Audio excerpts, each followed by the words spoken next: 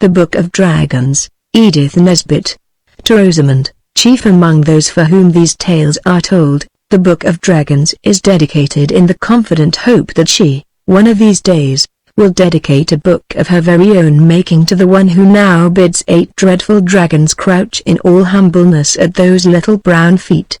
The Book of Beasts. He happened to be building a palace when the news came, and he left all the bricks kicking about the floor for Nurse to clear up. But then the news was rather remarkable news. You see, there was a knock at the front door and voices talking downstairs, and Lionel thought it was the man come to see about the gas, which had not been allowed to be lighted since the day when Lionel made a swing by tying his skipping rope to the gas bracket, and then, quite suddenly, Nurse came in and said, "Master Lionel, dear, they've come to fetch you to go and be king." Then she made haste to change his smock and to wash his face and hands and brush his hair, and all the time she was doing it Lionel kept wriggling and fidgeting and saying, "Oh, don't, Nurse, and, I'm sure my ears are quite clean," or, "Never mind my hair, it's all right," and, "That'll do, you're going on as if you was going to be an eel instead of a king," said Nurse. The minute Nurse let go for a moment Lionel bolted off without waiting for his clean handkerchief, and in the drawing room there were 2 very grave-looking gentlemen in red robes with fur, and gold coronets with velvet sticking up out of the middle like the cream in the very expensive jam tarts. They bowed low to Lionel, and the gravest one said, "Sire, your great-great-great-great-grandfather, the king of this country, is dead, and now you have got to come and be king." "Yes, please, sir," said Lionel. "When does it begin?" "You will be crowned this afternoon," said the grave gentleman who was not quite so grave-looking as the other. "Would you like me to bring Nurse, or what time would you like me to be fetched, and hadn't I better put on my velvet suit with the lace collar?" said Lionel, who had often been out to tea. "Your Nurse will be removed to the palace later." "No, never mind about changing your suit. The royal robes will cover all that up." The grave gentleman led their way to a coach with 8 white horses, which was drawn up in front of the house where Lionel lived. It was number 7, on the left-hand side of the street as you go up. Lionel ran upstairs at the last minute, and he kissed Nurse and said, "Thank you for washing me. I wish I'd let you do the other ear. No, there's no time now. Give me the hanky." "Goodbye, Nurse." "Goodbye, ducky," said Nurse. "Be a good little king now, and say please and thank you, and remember to pass the cake to the little girls, and don't have more than 2 helps of anything." So off went Lionel to be made a king. He had never expected to be a king any more than you have, so it was all quite new to him, so new that he had never even thought of it. And as the coach went through the town he had to bite his tongue to be quite sure it was real, because if his tongue was real it showed he wasn't dreaming. Half an hour before he had been building with bricks in the nursery, and now the streets were all fluttering with flags, every window was crowded with people waving handkerchiefs and scattering flowers, there were scarlet soldiers everywhere along the pavements, and all the bells of all the churches were ringing like mad, and like a great song to the music of their ringing he heard thousands of people shouting, "Long live Lionel! Long live our little king!" He was a little sorry at first that he had not put on his best clothes, but he soon forgot to think about that. If he had been a girl he would very likely have bothered about it the whole time. As they went along, the grave gentlemen, who were the Chancellor and the Prime Minister, explained the things which Lionel did not understand. "I thought we were a republic," said Lionel. "I'm sure there hasn't been a king for some time." "Sire, your great-great-great-great-great-grandfather's death happened when my grandfather was a little boy," said the Prime Minister, "and since then your loyal people have been saving up to buy you a crown so much a week, you know, according to people's means 6 pence a week from those who have first-rate pocket money, down to a halfpenny a week from those who haven't so much. You know it's the rule that the crown must be paid for by the people. But hadn't my great-great however much it is grandfather a crown?" "Yes, but he sent it to be tinned over, for fear of vanity, and he had had all the jewels taken out, and sold them to buy books. He was a strange man, a very good king he was, but he had his faults. He was fond of books. Almost with his last breath he sent the crown to be tinned, and he never lived to pay the tinsmith's bill. Here the Prime Minister wiped away a tear, and just then the carriage stopped and Lionel was taken out of the carriage to be crowned. Being crowned is much more tiring work than you would suppose, and by the time it was over, and Lionel had worn the royal robes for an hour or two and had his hand kissed by everybody whose business it was to do it, he was quite worn out, and was very glad to get into the palace nursery. Nurse was there, and tea was ready, seedy cake and plummy cake, and jam and hot buttered toast, and the prettiest china with red and gold and blue flowers on it, and real tea, and as many cups of it as you liked. After tea Lionel said, "I think I should like a book." "Will you get me one, Nurse?" "Bless the child," said Nurse. "You don't suppose you've lost the use of your legs with just being a king? Run along, do, and get your books yourself." So Lionel went down into the library. The Prime Minister and the Chancellor were there, and when Lionel came in they bowed very low, and were beginning to ask Lionel most politely what on earth he was coming bothering for now when Lionel cried out, "Oh, what a worldful of books!" "Are they yours?" "They are yours, Your Majesty," answered the Chancellor. "They were the property of the late king, your great-great—" "Yes, I know," Lionel interrupted. "Well, I shall read them all. I love to read. I am so glad I learned to read. If I might venture to advise Your Majesty," said the Prime Minister, "I should not read these books." "You're great." "Yes," said Lionel, quickly. "He was a very good king." "Oh, yes, really a very superior king in his way, but he was a little strange." "Mad?" asked Lionel, cheerfully. No, both the gentlemen were sincerely shocked. "Not mad, but if I may express it so, he was too clever by half. And I should not like a little king of mine to have anything to do with his books." Lionel looked puzzled. "The fact is," the Chancellor went on, twisting his red beard in an agitated way, "your great—" "Go on," said Lionel.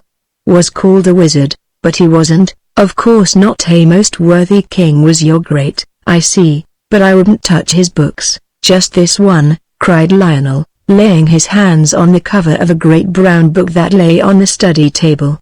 It had gold patterns on the brown leather, and gold clasps with turquoises and rubies in the twists of them, and gold corners, so that the leather should not wear out too quickly. "I must look at this one," Lionel said, for on the back in big letters he read, "The Book of Beasts." The Chancellor said, "Don't be a silly little king." But Lionel had got the gold clasps undone, and he opened the first page, and there was a beautiful butterfly all red, and brown, and yellow, and blue, so beautifully painted that it looked as if it were alive. "There," said Lionel, "isn't that lovely?" "Why," but as he spoke the beautiful butterfly fluttered its many-colored wings on the yellow old page of the book, and flew up and out of the window. "Well," said the Prime Minister, as soon as he could speak for the lump of wonder that had got into his throat and tried to choke him, "that's magic, that is." But before he had spoken, the king had turned the next page, and there was a shining bird complete and beautiful in every blue feather of him. Under him was written, "Bluebird of Paradise," and while the king gazed enchanted at the charming picture the bluebird fluttered his wings on the yellow page and spread them and flew out of the book. Then the Prime Minister snatched the book away from the king and shut it up on the blank page where the bird had been, and put it on a very high shelf. And the Chancellor gave the king a good shaking, and said, "You're a naughty, disobedient little king," and was very angry indeed. "I don't see that I've done any harm," said Lionel. He hated being shaken, as all boys do. He would much rather have been slapped. "No harm?" said the Chancellor. "Ah, but what do you know about it? That's the question. How do you know what might have been on the next page? A snake or a worm, or a centipede or a revolutionist, or something like that?" "Well, I'm sorry if I've vexed you," said Lionel. "Come, let's kiss and be friends." So he kissed the Prime Minister, and they settled down for a nice quiet game of noughts and crosses while the Chancellor went to add up his accounts. But when Lionel was in bed he could not sleep for thinking of the book, and when a full moon was shining with all her might and light he got up and crept down to the library and climbed up and got the Book of Beasts. He took it outside to the terrace, where the moonlight was as bright as day, and he opened the book, and saw the empty pages with butterfly and bluebird of paradise underneath, and then he turned the next page. There was some sort of red thing sitting under a palm tree, and under it was written dragon. The dragon did not move, and the king shut up the book rather quickly and went back to bed. But the next day he wanted another look, so he took the book out into the garden, and when he undid the clasps with the rubies and turquoises, the book opened all by itself at the picture with dragon underneath, and the sun shone full on the page. And then, quite suddenly, a great red dragon came out of the book and spread vast scarlet wings and flew away across the garden to the far hills, and Lionel was left with the empty page before him, for the page was quite empty except for the green palm tree and the yellow desert, and the little streaks of red where the paintbrush had gone outside the pencil outline of the red dragon. And then Lionel felt that he had indeed done it. He had not been king 24 hours. And already he had let loose a red dragon to worry his faithful subjects' lives out.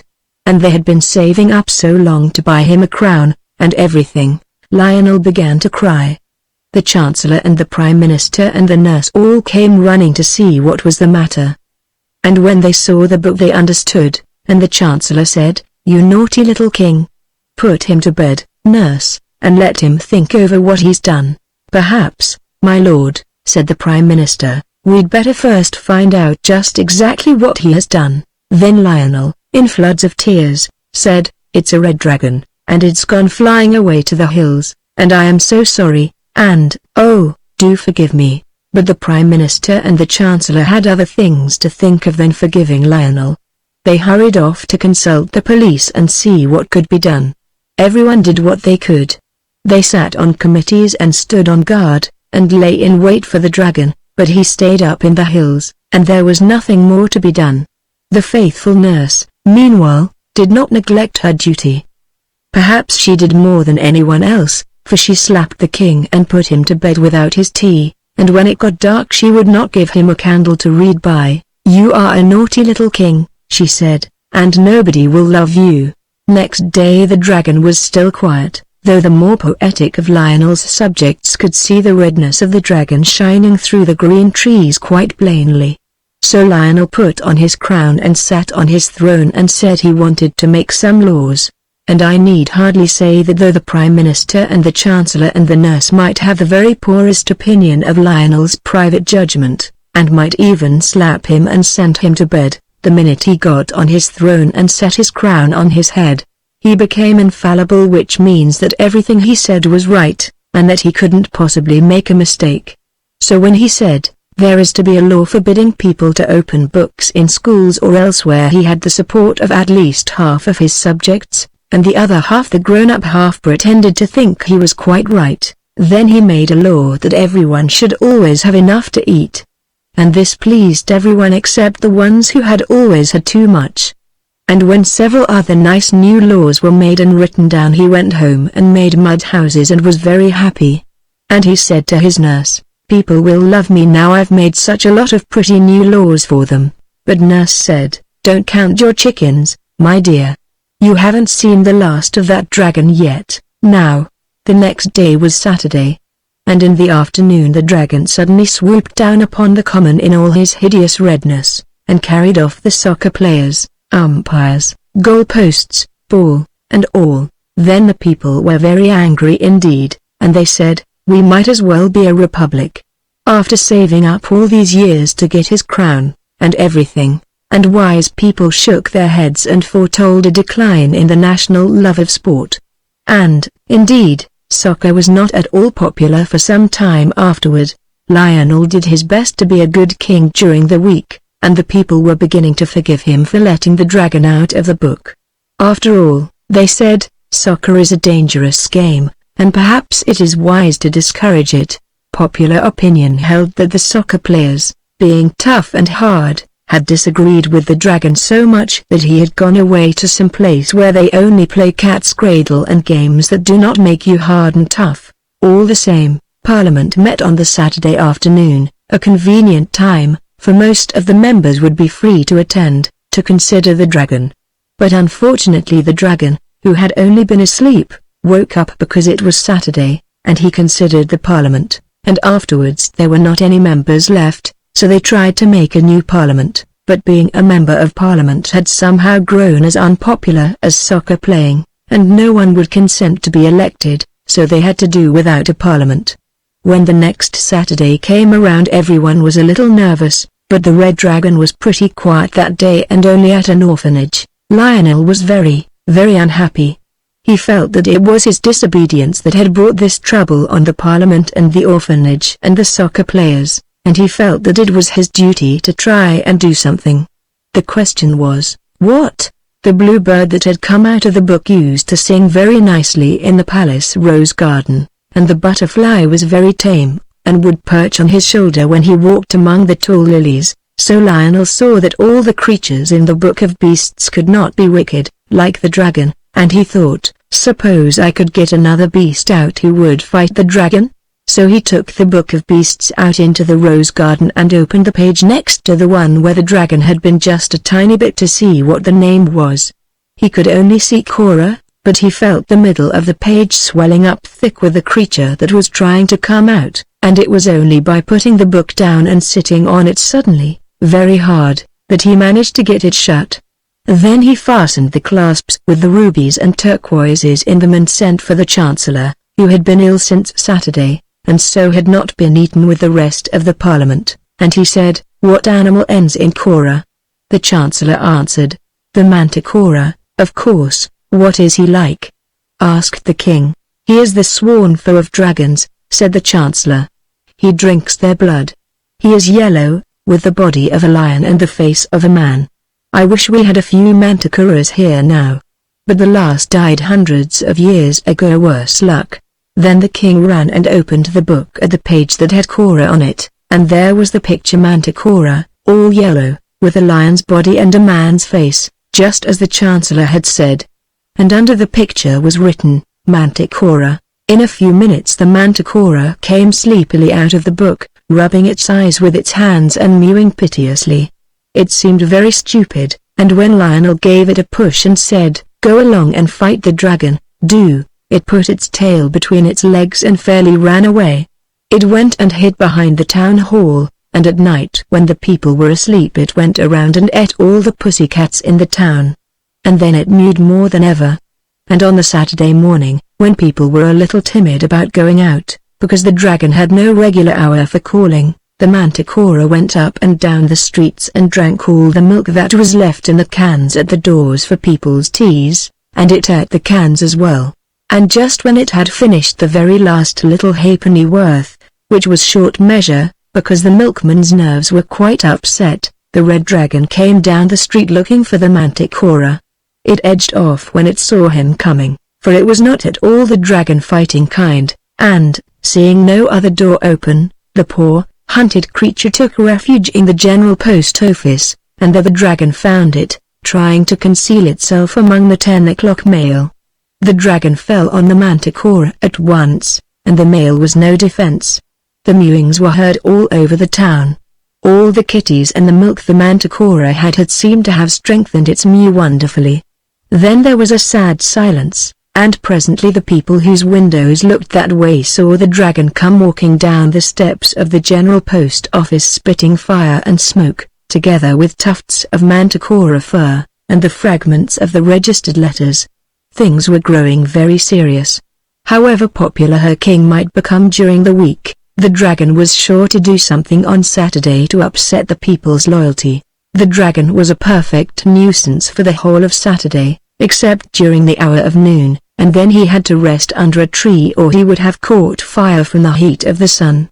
You see, he was very hot to begin with. At last came a Saturday when the dragon actually walked into the royal nursery and carried off the king's own pet rocking horse. Then the king cried for 6 days, and on the 7th he was so tired that he had to stop. He heard the bluebird singing among the roses and saw the butterfly fluttering among the lilies, and he said, "Nurse, wipe my face, please. I am not going to cry any more." Nurse washed his face, and told him not to be a silly little king. "Crying," said she, "never did anyone any good yet." "I don't know," said the little king, "I seem to see better, and to hear better now that I've cried for a week." Now, nurse, dear, I know I'm right, so kiss me in case I never come back. I must try to see if I can't save the people." "Well, if you must, said Nurse, "but don't tear your clothes or get your feet wet." So off he went. The bluebird sang more sweetly than ever, and the butterfly shone more brightly, as Lionel once more carried the Book of Beasts out into the rose garden, and opened it very quickly, so that he might not be afraid and change his mind.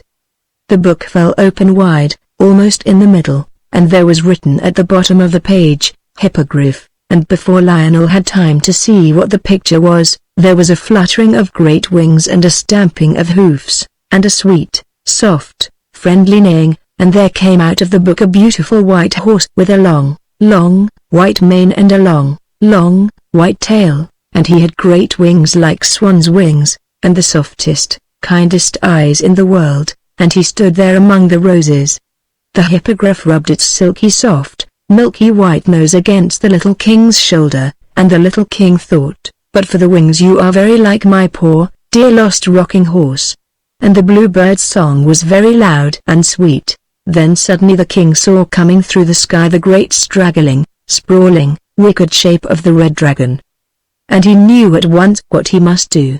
He caught up the Book of Beasts and jumped on the back of the gentle, beautiful hippogriff, and leaning down he whispered in the sharp, white ear, "Fly, dear hippogriff, fly your very fastest to the pebbly waste." And when the dragon saw them start, he turned and flew after them, with his great wings flapping like clouds at sunset, and the hippogriff's wide wings were snowy as clouds at moonrise. When the people in the town saw the dragon fly off after the hippogriff and the king, they all came out of their houses to look, and when they saw the two disappear they made up their minds to the worst, and began to think what they would wear for court mourning. But the dragon could not catch the hippogriff.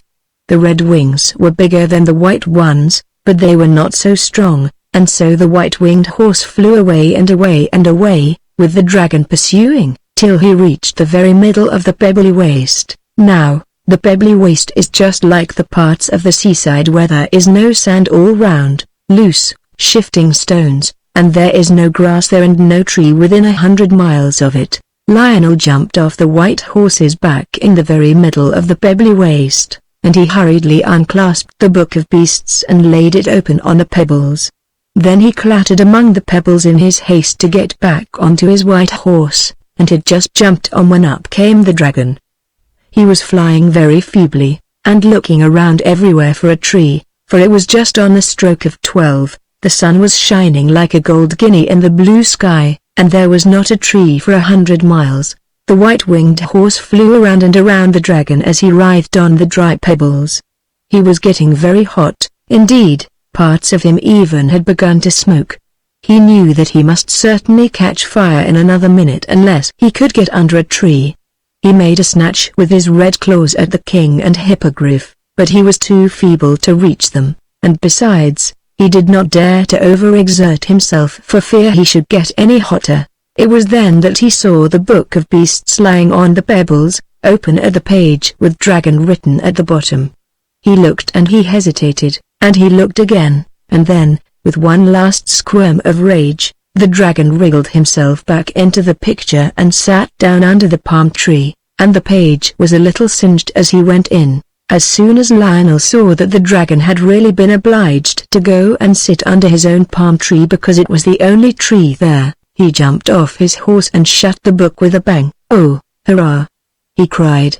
"Now we really have done it," and he clasped the book very tightly with the turquoise and ruby clasps. "Oh, my precious hippogriff," he cried. "You are the bravest, dearest, most beautiful." "Hush," whispered the hippogriff modestly. "Don't you see that we are not alone?"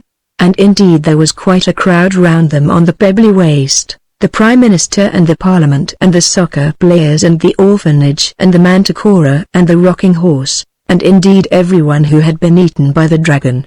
You see, it was impossible for the dragon to take them into the book with him. It was a tight fit even for one dragon, so, of course, he had to leave them outside. They all got home somehow, and all lived happy ever after. When the king asked the Manticora where he would like to live, he begged to be allowed to go back into the book. "I do not care for public life," he said. Of course he knew his way onto his own page, so there was no danger of his opening the book at the wrong page and letting out a dragon or anything. So he got back into his picture and has never come out since. That is why you will never see a Manticora as long as you live, except in a picture book. And of course he left the kitties outside, because there was no room for them in the book, and the milk cans too. Then the rocking horse begged to be allowed to go and live on the hippogriffs page of the book. "I should like," he said, "to live somewhere where dragons can't get at me." So the beautiful, white-winged hippogriff showed him the way in. And there he stayed till the king had him taken out for his great-great-great-great-grandchildren to play with. As for the hippogriff, he accepted the position of the king's own rocking horse, a situation left vacant by the retirement of the wooden one.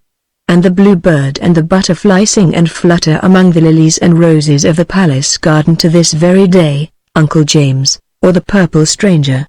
The princess and the gardener's boy were playing in the backyard. "What will you do when you grow up, princess?"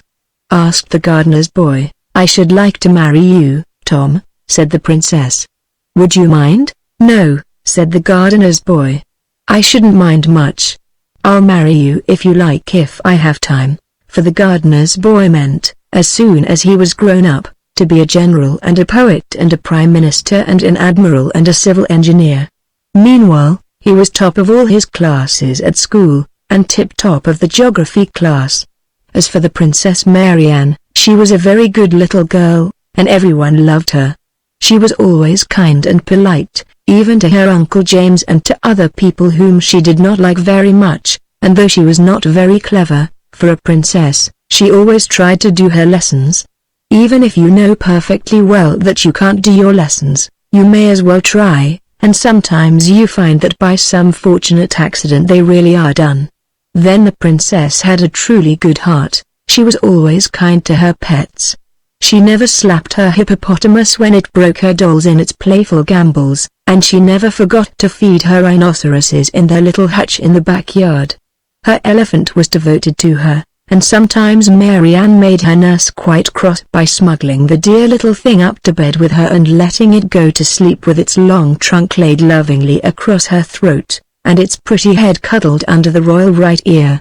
When the princess had been good all through the week for, like all real, nice children, she was sometimes naughty, but never bad. Nurse would allow her to ask her little friends to come on Wednesday morning early and spend the day, because Wednesday is the end of the week in that country. Then, in the afternoon, when all the little dukes and duchesses and marquises and countesses had finished their rice pudding and had had their hands and faces washed after it, Nurse would say, "Now, my dears, what would you like to do this afternoon?" Just as if she didn't know. And the answer would be always the same. "Oh, do let's go to the zoological gardens and ride on the big guinea pig and feed the rabbits and hear the dormouse asleep." So their pinafores were taken off and they all went to the zoological gardens, where 20 of them could ride at a time on the guinea pig, and where even the little ones could feed the great rabbits if some grown-up person were kind enough to lift them up for the purpose. There always was some such person, because in Rotundia everybody was kind except one. Now that you have read as far as this, you know, of course, that the kingdom of Rotundia was a very remarkable place, and if you are a thoughtful child, as of course you are, you will not need me to tell you what was the most remarkable thing about it. But in case you are not a thoughtful child, and it is just possible of course that you are not, I will tell you at once what that most remarkable thing was. All the animals were the wrong sizes. And this was how it happened. In olden times, when all our world was just loose earth and air and fire and water mixed up anyhow like a pudding, and spinning around like mad trying to get the different things to settle into their proper places, a round piece of earth got loose and went spinning away by itself across the water, which was just beginning to try to get spread out smooth into the real sea. And as the great round piece of earth flew away, going around and around as hard as it could, it met a long piece of hard rock that had got loose from another part of the puddingy mixture, and the rock was so hard, and was going so fast, that it ran its point through the round piece of earth and stuck out on the other side of it, so that the two together were like a very much too big spinning top. I am afraid all this is very dull, but you know geography is never quite lively, and after all, I must give you a little information even in a fairy tale like the powder in jam. Well, when the pointed rock smashed into the round bit of earth, the shock was so great that it set them spinning together through the air, which was just getting into its proper place, like all the rest of the things, only, as luck would have it, they forgot which way around they had been going, and began to spin around the wrong way. Presently, center of gravity, a great giant who was managing the whole business, woke up in the middle of the earth and began to grumble. "Hurry up," he said. "Come down and lie still, can't you?" So the rock with the round piece of earth fell into the sea, and the point of the rock went into a hole that just fitted it in the stony sea bottom, and there it spun around the wrong way 7 times and then lay still. And that round piece of land became, after millions of years, the kingdom of Rotundia. This is the end of the geography lesson. And now for just a little natural history, so that we may not feel that we are quite wasting our time. Of course, the consequence of the island having spun around the wrong way was that when the animals began to grow on the island, they all grew the wrong sizes. The guinea pig, as you know, was as big as our elephants, and the elephant, dear little pet, was the size of the silly, tiny, black and tan dogs that ladies carry sometimes in their muffs. The rabbits were about the size of our rhinoceroses, and all about the wild parts of the island they had made their burrows as big as railway tunnels. The dormouse, of course, was the biggest of all the creatures. I can't tell you how big he was. Even if you think of elephants, it will not help you at all. Luckily there was only one of him, and he was always asleep. Otherwise I don't think the Rotundians could have borne with him. As it was, they made him a house, and it saved the expense of a brass band, because no band could possibly have been heard when the dormouse was talking in his sleep. The men and women and children in this wonderful island were quite the right size, because their ancestors had come over with the conqueror long after the island had settled down and the animals grown on it. Now the natural history lesson is over, and if you have been attending, you know more about Rotundia than anyone that did, except 3 people: the Lord Chief Schoolmaster, the princess's uncle who was a magician, and knew everything without learning it, and Tom, the gardener's son. Tom had learned more at school than anyone else, because he wished to take a prize. The prize offered by the Lord Chief Schoolmaster was a history of Rotundia, beautifully bound, with the royal arms on the back. But after that day when the princess said she meant to marry Tom, the gardener's boy thought it over, and he decided that the best prize in the world would be the princess, and this was the prize Tom meant to take. And when you are a gardener's son and have decided to marry a princess, you will find that the more you learn at school the better.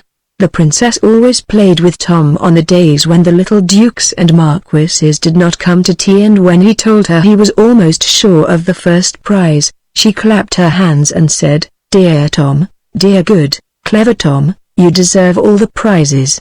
And I will give you my pet elephant and you can keep him till we're married." The pet elephant was called Fido's, and the gardener's son took him away in his coat pocket.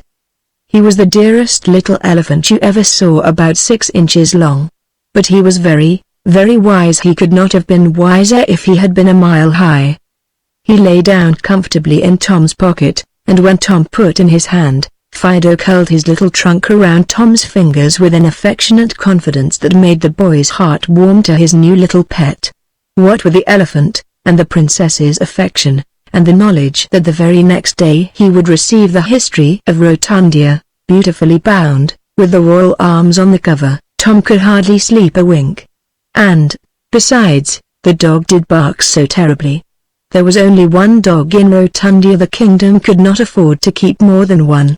He was a Mexican lap dog of the kind that in most parts of the world only measures 7 inches from the end of his dear nose to the tip of his darling tail, but in Rotundia he was bigger than I can possibly expect you to believe. And when he barked, his bark was so large that it filled up all the night and left no room for sleep or dreams or polite conversation, or anything else at all. He never barked at things that went on in the island. He was too large-minded for that, But when ships went blundering by in the dark, tumbling over the rocks at the end of the island, he would bark once or twice, just to let the ships know that they couldn't come playing about there just as they liked. But on this particular night he barked and barked and barked, and the princess said, oh dear, I wish he wouldn't, I am so sleepy." And Tom said to himself, "I wonder whatever is the matter. As soon as it's light I'll go and see." So when it began to be pretty pink and yellow daylight, Tom got up and went out. And all the time the Mexican lapdog barked so that the houses shook, and the tiles on the roof of the palace rattled like milk cans in a cart whose horse is frisky. "I'll go to the pillar," thought Tom, as he went through the town.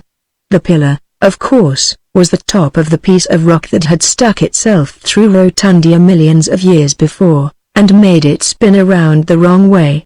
It was quite in the middle of the island, and stuck up ever so far, and when you were at the top you could see a great deal farther than when you were not. As Tom went out from the town and across the downs, he thought what a pretty sight it was to see the rabbits in the bright, dewy morning, frisking with their young ones by the mouths of their burrows. He did not go very near the rabbits, of course, because when a rabbit of that size is at play it does not always look where it is going, and it might easily have crushed Tom with its foot, and then it would have been very sorry afterward. And Tom was a kind boy, and would not have liked to make even a rabbit unhappy. Earwigs in our country often get out of the way when they think you are going to walk on them. They too have kind hearts, and they would not like you to be sorry afterward. So Tom went on, looking at the rabbits and watching the morning grow more and more red and golden. And the Mexican lapdog barked all the time, till the church bells tinkled, and the chimney of the apple factory rocked again. But when Tom got to the pillar, he saw that he would not need to climb to the top to find out what the dog was barking at, for there, by the pillar, lay a very large purple dragon. His wings were like old purple umbrellas that have been very much rained on, and his head was large and bald, like the top of a purple toadstool, and his tail, which was purple too, was very, very, very long and thin and tight, like the lash of a carriage whip. It was licking one of its purple umbrella wings, and every now and then it moaned and leaned its head back against the rocky pillar as though it felt faint. Tom saw at once what had happened. A flight of purple dragons must have crossed the island in the night, and this poor one must have knocked its wing and broken it against the pillar. Everyone is kind to everyone in Rotundia, and Tom was not afraid of the dragon, although he had never spoken to one before. He had often watched them flying across the sea, but he had never expected to get to know one personally, so now he said, "I am afraid you don't feel quite well." The dragon shook his large purple head. He could not speak, but like all other animals, he could understand well enough when he liked. "Can I get you anything?" asked Tom, politely. The dragon opened his purple eyes with an inquiring smile. "A bun or two, now," said Tom, coaxingly. "There's a beautiful bun tree quite close." The dragon opened a great purple mouth and licked his purple lips, so Tom ran and shook the bun tree, and soon came back with an armful of fresh currant buns, and as he came he picked a few of the Bath kind, which grow on the low bushes near the pillar, because, of course, another consequence of the islands having spun the wrong way is that all the things we have to make buns and cakes and shortbread grow on trees and bushes, but in Rotundia they have to make their cauliflowers and cabbages and carrots and apples and onions, just as our cooks make puddings and turnovers. Tom gave all the buns to the dragon, saying, "Here, try to eat a little. You'll soon feel better then." The dragon ate up the buns, nodded rather ungraciously, and began to lick his wing again.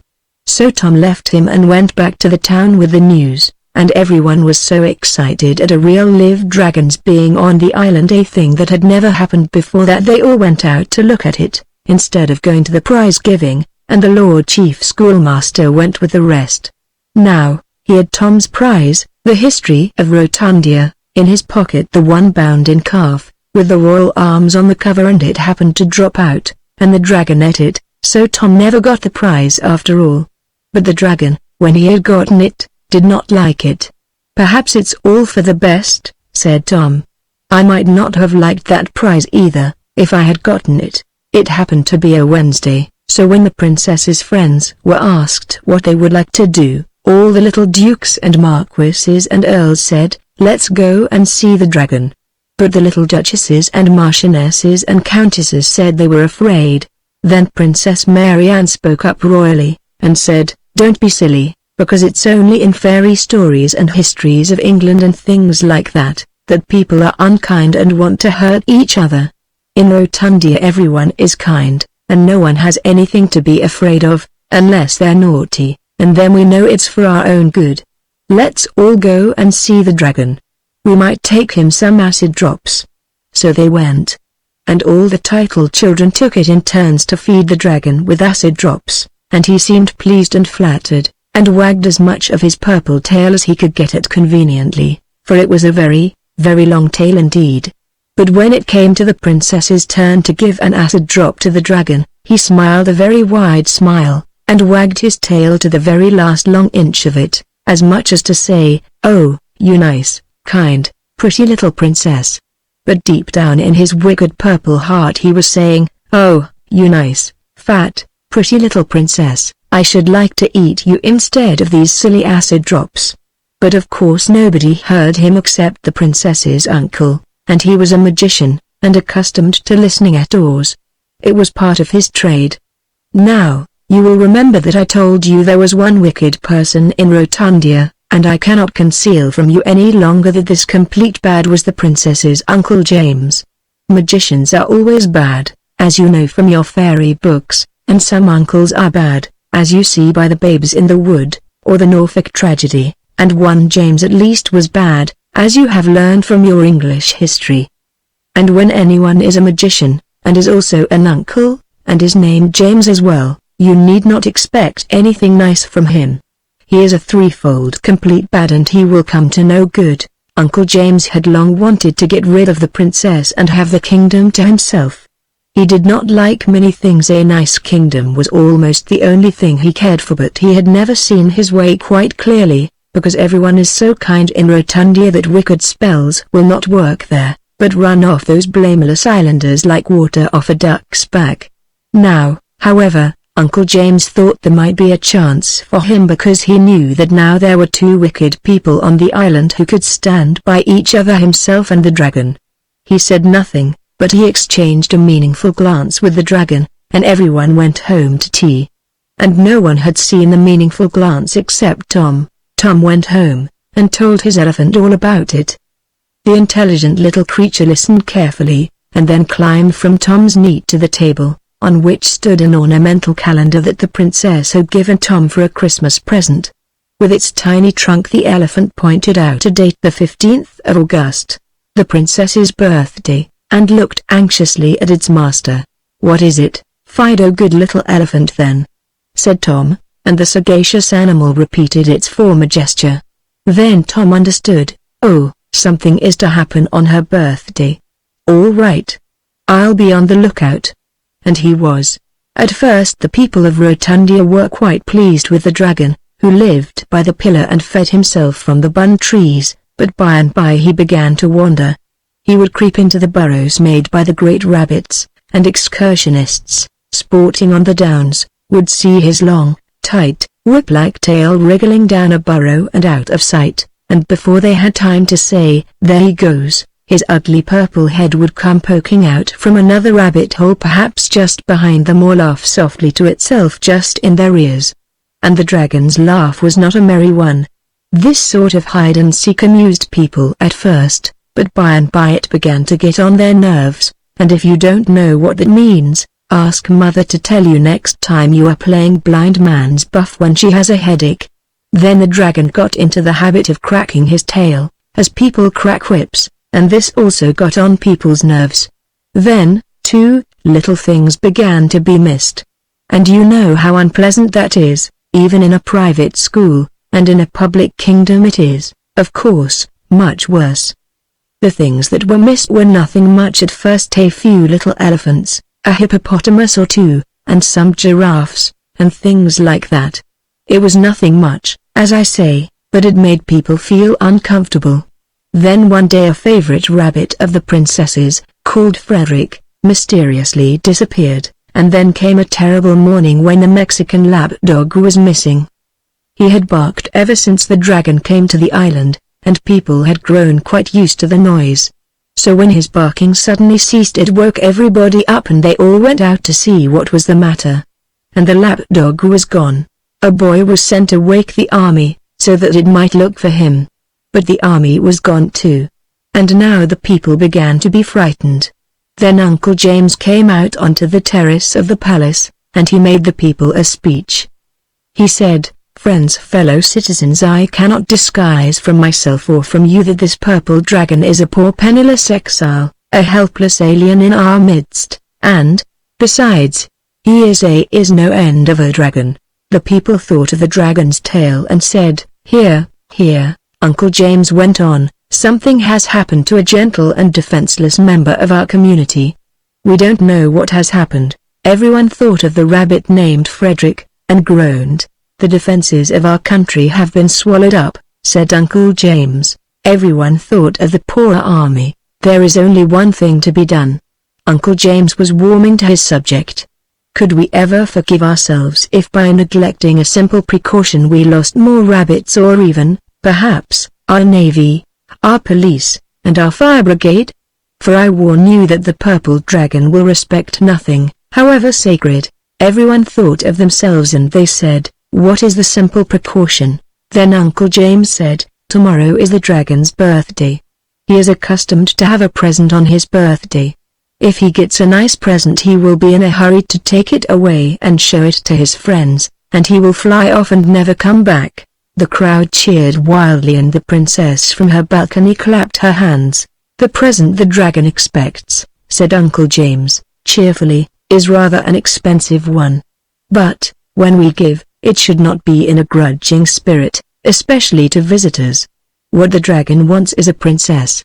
We have only one princess, it is true, but far be it from us to display a miserly temper at such a moment. And the gift is worthless that costs the giver nothing. Your readiness to give up your princess will only show how generous you are." The crowd began to cry, for they loved their princess, though they quite saw that their first duty was to be generous and give the poor dragon what it wanted. The princess began to cry, for she did not want to be anybody's birthday present, especially a purple dragon's. And Tom began to cry because he was so angry. He went straight home and told his little elephant, and the elephant cheered him up so much that presently the two grew quite absorbed in a top that the elephant was spinning with his little trunk. Early in the morning Tom went to the palace. He looked out across the downs. There were hardly any rabbits playing there. Now and then he gathered white roses and threw them at the princess's window till she woke up and looked out. "Come up and kiss me," she said. So Tom climbed up the white rose bush and kissed the princess through the window, and said, "Many happy returns of the day." Then Marianne began to cry, and said, "Oh, Tom, how can you? When you know quite well." "Oh, don't," said Tom. "Why, Marianne, my precious, my princess, what do you think I should be doing while the dragon was getting his birthday present? Don't cry, my own little Marianne. Fido and I have arranged everything. You've only got to do as you are told." "Is that all?" said the princess. "Oh, that's easy. I've often done that." Then Tom told her what she was to do. And she kissed him again and again. "Oh, you dear, good, clever Tom," she said. "How glad I am that I gave you Fido. You two have saved me. You dears." The next morning Uncle James put on his best coat and hat and the vest with the gold snakes on it. He was a magician, and he had a bright taste in vests, and he called with a cab to take the princess out. "Come, little birthday present," he said tenderly. "The dragon will be so pleased. And I'm glad to see you're not crying. You know, my child, we cannot begin too young to learn to think of the happiness of others rather than our own.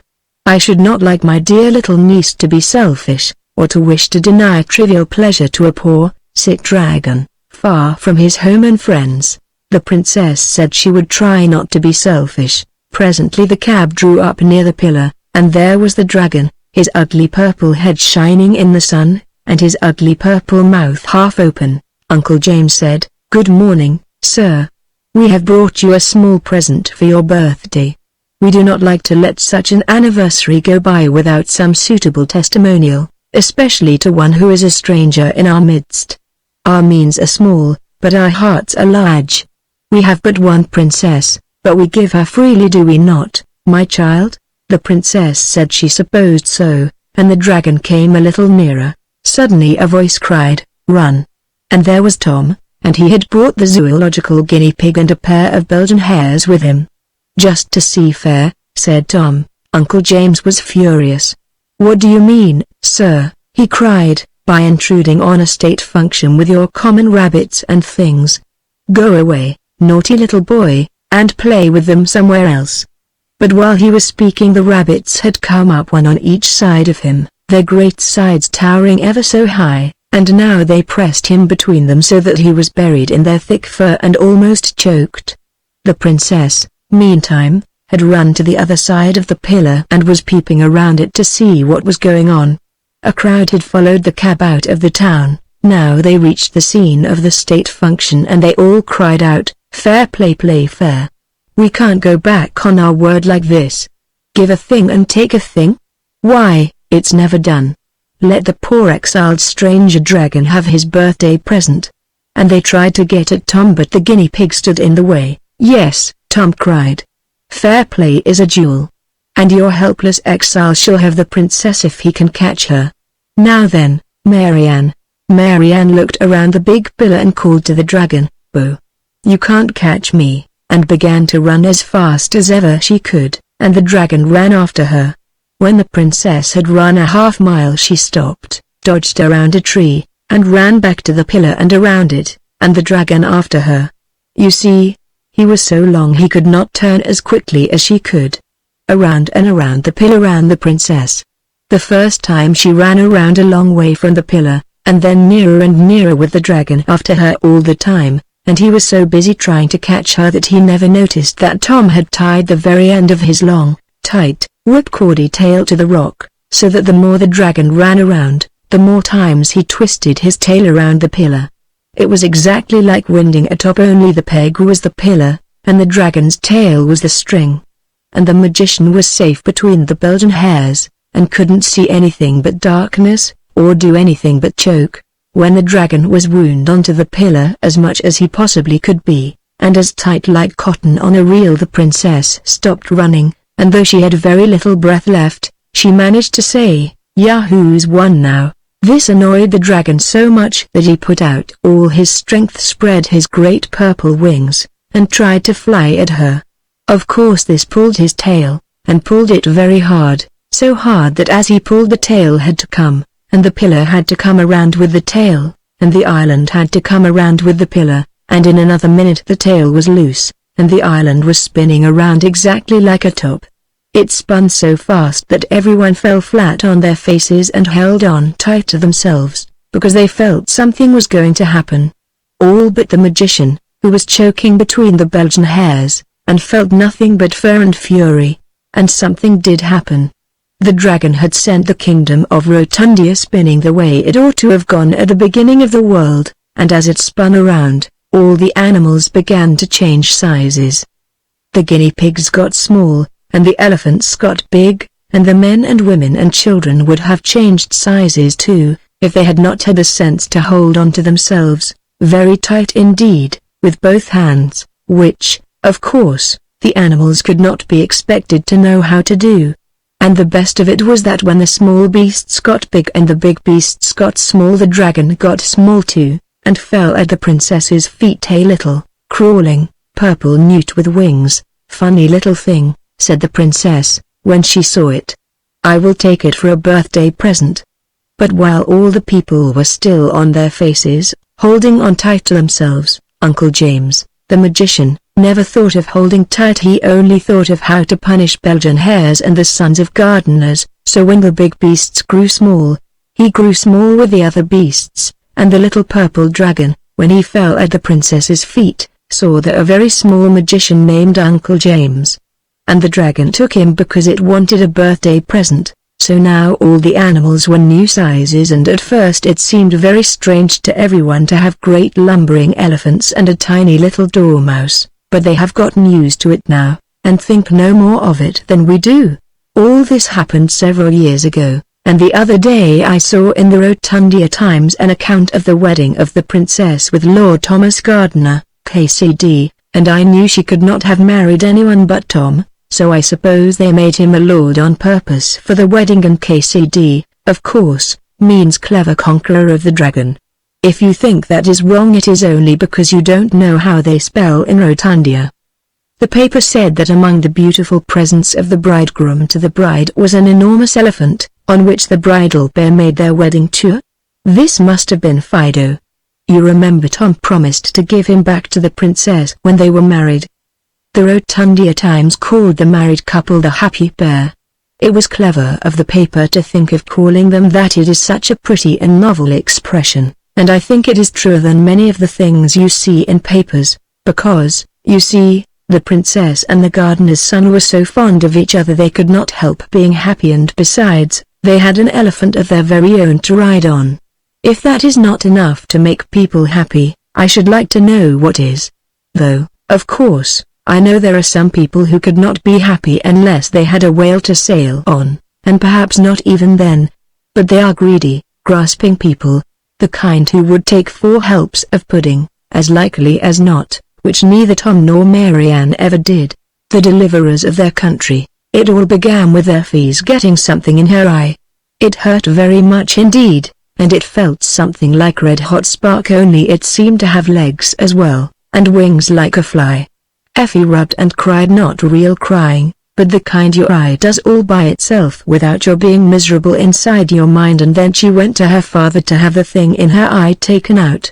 Effie's father was a doctor, so of course he knew how to take things out of eyes. He did it very cleverly with a soft paintbrush dipped in castor oil. When he had gotten the thing out, he said, "This is very curious." Effie had often got things in her eye before, and her father had always seemed to think it was natural, rather tiresome and naughty perhaps, but still natural. He had never before thought it curious. Effie stood holding her handkerchief to her eye, and said, "I don't believe it's out." People always say this when they have had something in their eyes. "Oh, yes, it's out," said the doctor. "Here it is, on the brush." This is very interesting. Effie had never heard her father say that about anything that she had any share in. She said, "What?" The doctor carried the brush very carefully across the room, and held the point of it under his microscope. Then he twisted the brass screws of the microscope, and looked through the top with one eye. "Dear me," he said. "Dear, dear me. 4 well-developed limbs, a long caudal appendage, 5 toes, unequal in lengths, almost like one of the Lacertidae, yet there are traces of wings." The creature under his eye wriggled a little in the castor oil, and he went on, "Yes, a bat-like wing. A new specimen, undoubtedly. Effie, run round to the professor and ask him to be kind enough to step in for a few minutes. You might give me 6pence, Daddy," said Effie, "because I did bring you the new specimen. I took great care of it inside my eye, and my eye does hurt." The doctor was so pleased with the new specimen that he gave Effie a shilling, and presently the professor stepped round. He stayed to lunch, and he and the doctor quarreled very happily all the afternoon about the name and the family of the thing that had come out of Effie's eye. But at tea time another thing happened. Effie's brother Harry fished something out of his tea, which he thought at first was an earwig.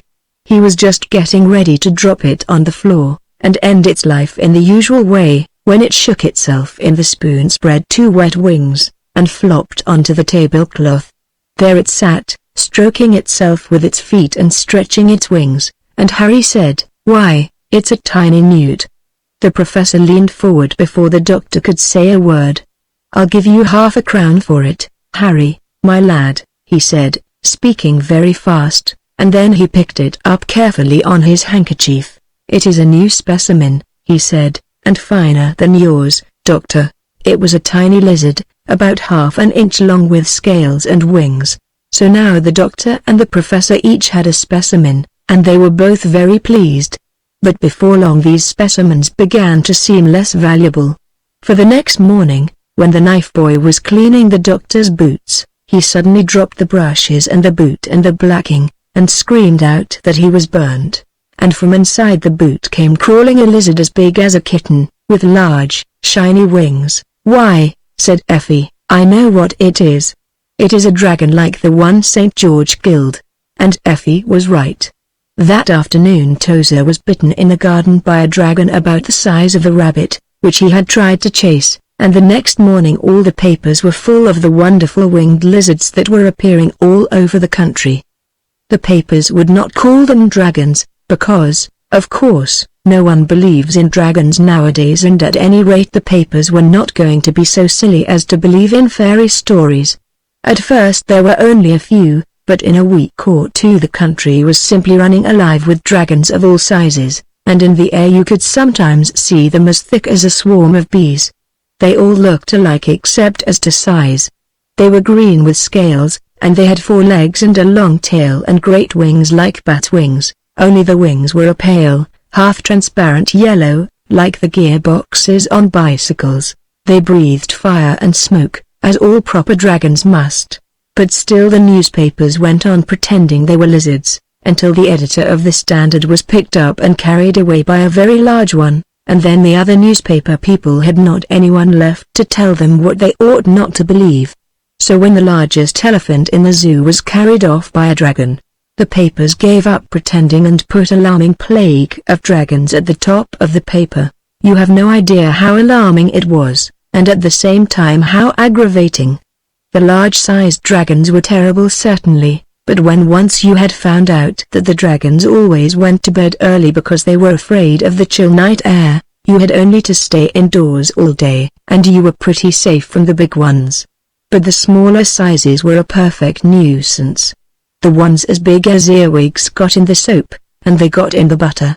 The ones as big as dogs got in the bath, and the fire and smoke inside them made them steam like anything when the cold water tap was turned on, so that careless people were often scalded quite severely. The ones that were as large as pigeons would get into work baskets or corner drawers and bite you when you were in a hurry to get a needle or a handkerchief.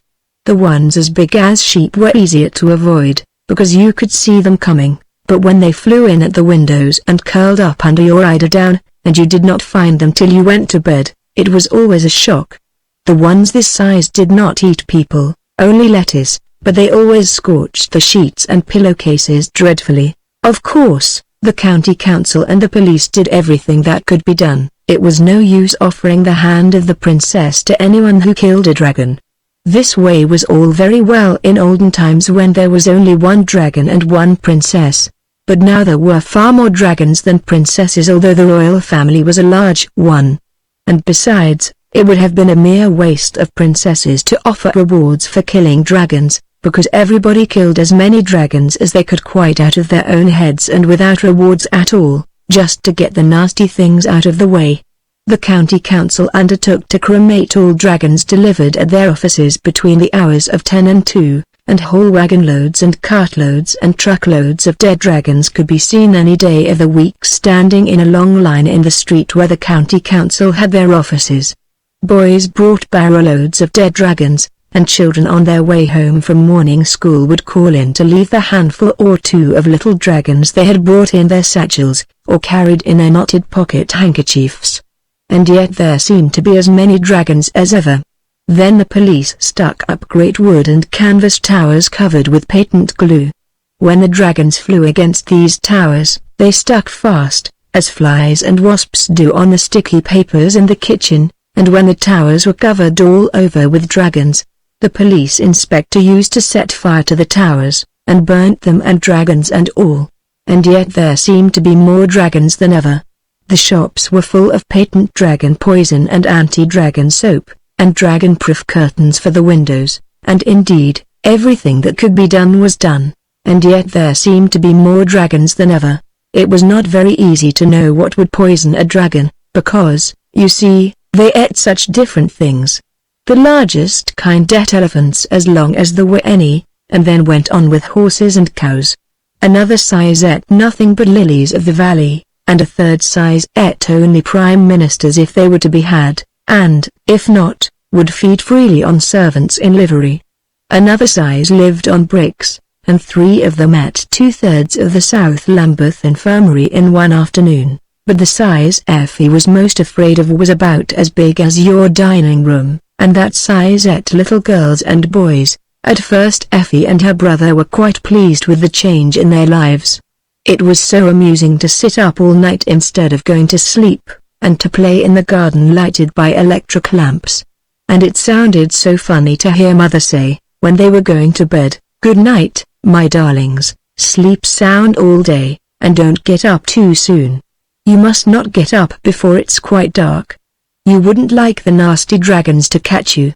But after a time they got very tired of it all. They wanted to see the flowers and trees growing in the fields, and to see the pretty sunshine out of doors, and not just through glass windows and patent dragon-proof curtains. And they wanted to play on the grass, which they were not allowed to do in the electric lamp-lighted garden because of the night dew. And they wanted so much to get out, just for once, in the beautiful, bright, dangerous daylight, that they began to try and think of some reason why they ought to go out. Only they did not like to disobey their mother. But one morning their mother was busy preparing some new dragon poison to lay down in the cellars, and their father was bandaging the hand of the boot boy, which had been scratched by one of the dragons who liked to eat prime ministers when they were to be had. So nobody remembered to say to the children, "Don't get up till it is quite dark." "Go now," said Harry. "It would not be disobedient to go. And I know exactly what we ought to do, but I don't know how we ought to do it." "What ought we to do?" said Effie. "We ought to wake St. George, of course," said Harry. He was the only person in his town who knew how to manage dragons. The people in the fairy tales don't count.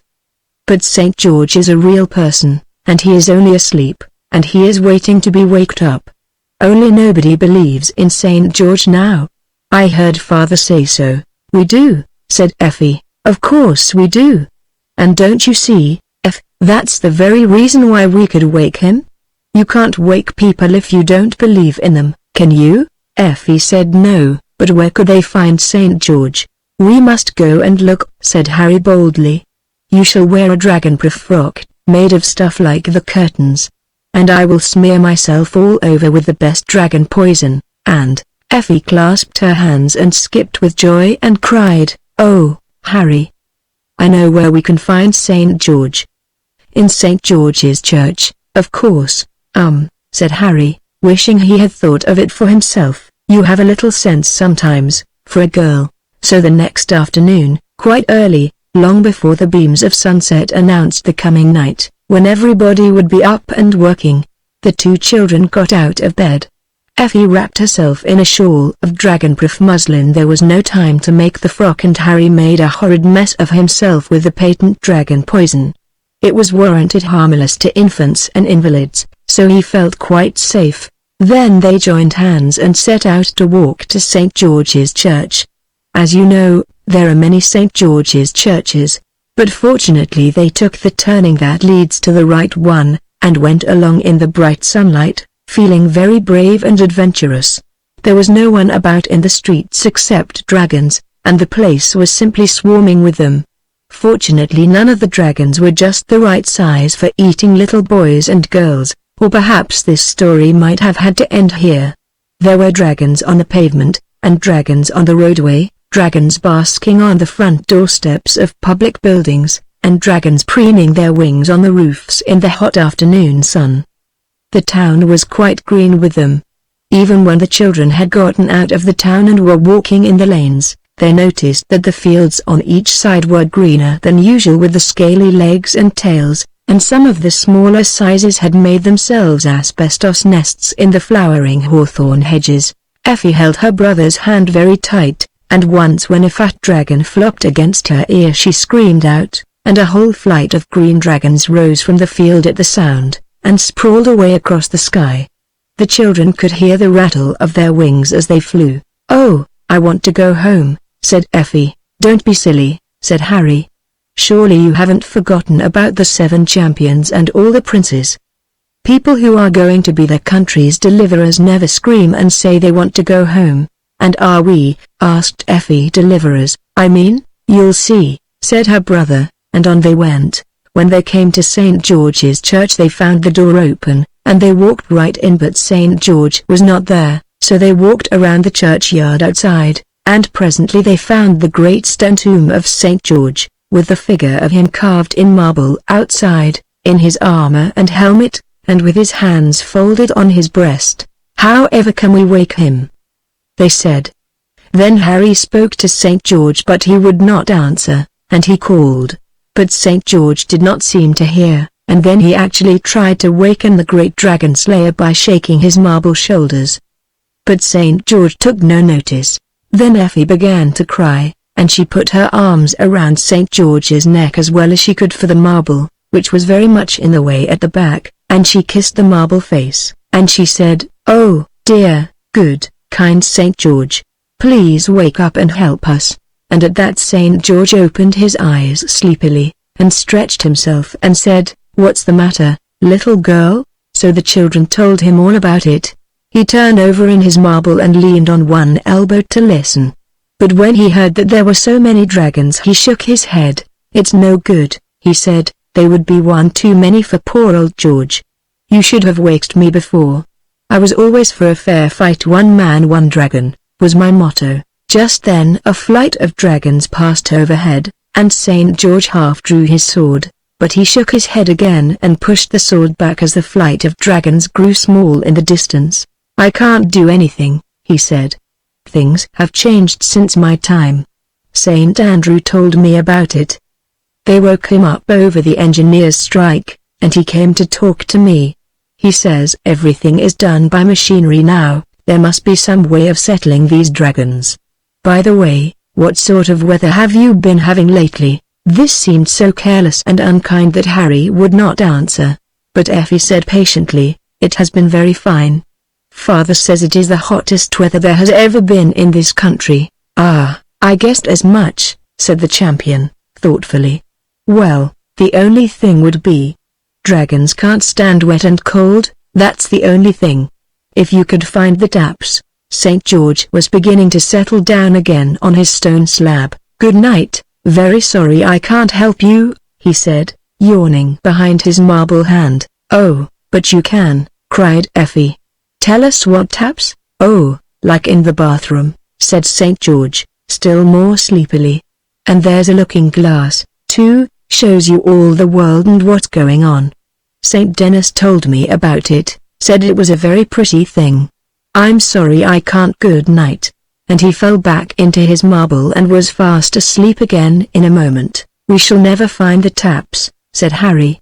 "I say, wouldn't it be awful if St. George woke up when there was a dragon near, the size that eats champions?" Effie pulled off her dragon-proof veil. "We didn't meet any the size of the dining room as we came along," she said. "I dare say we shall be quite safe." So she covered St. George with the veil, and Harry rubbed off as much as he could of the dragon poison onto St. George's armor, so as to make everything quite safe for him. "We might hide in the church till it is dark," he said, and then, but at that moment a dark shadow fell on them, and they saw that it was a dragon exactly the size of the dining room at home. So then they knew that all was lost. The dragon swooped down and caught the two children in his claws. He caught Effie by her green silk sash, and Harry by the little point at the back of his Eton jacket, and then, spreading his great yellow wings, he rose into the air, rattling like a third-class carriage when the brake is hard on. "Oh, Harry," said Effie, "I wonder when he will eat us." The dragon was flying across woods and fields with great flaps of his wings that carried him a quarter of a mile at each flap. Harry and Effie could see the country below, hedges and rivers and churches and farmhouses flowing away from under them, much faster than you see them running away from the sides of the fastest express train. And still the dragon flew on. The children saw other dragons in the air as they went, but the dragon who was as big as the dining room never stopped to speak to any of them, but just flew on quite steadily. "He knows where he wants to go," said Harry. "Oh, if he would only drop us before he gets there." But the dragon held on tight, and he flew and flew and flew until at last, when the children were quite giddy, he settled down, with a rattling of all his scales, on the top of a mountain. And he lay there on his great green scaly side, panting, and very much out of breath, because he had come such a long way.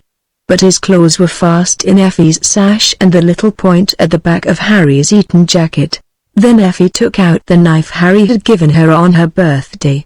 It had cost only 6 pence to begin with, and she had had it a month, and it never could sharpen anything but slate pencils, but somehow she managed to make that knife cut her sash in front, and crept out of it, leaving the dragon with only a green silk bow in one of his claws.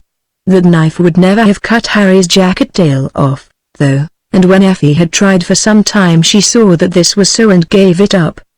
But with her help Harry managed to wriggle quietly out of his sleeves, so that the dragon had only an Eton jacket in his other claw. Then the children crept on tiptoe to a crack in the rocks and got in. It was much too narrow for the dragon to get in also, so they stayed in there and waited to make faces at the dragon when he felt rested enough to sit up and begin to think about eating them.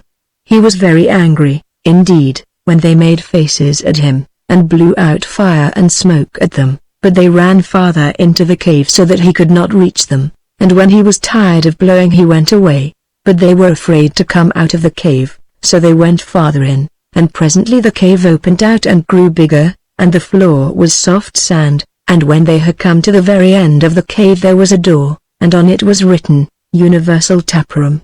Private. No one allowed inside. So they opened the door at once just to peep in, and then they remembered what St. George had said. We can't be worse off than we are, said Harry, with a dragon waiting for us outside. Let's go in. They went boldly into the taproom, and shut the door behind them. And now they were in a sort of room cut out of the solid rock. And all along one side of the room were taps, and all the taps were labeled with china labels like you see in baths. And as they could both read words of 2 syllables or even 3 sometimes, they understood at once that they had gotten to the place where the weather is turned on from.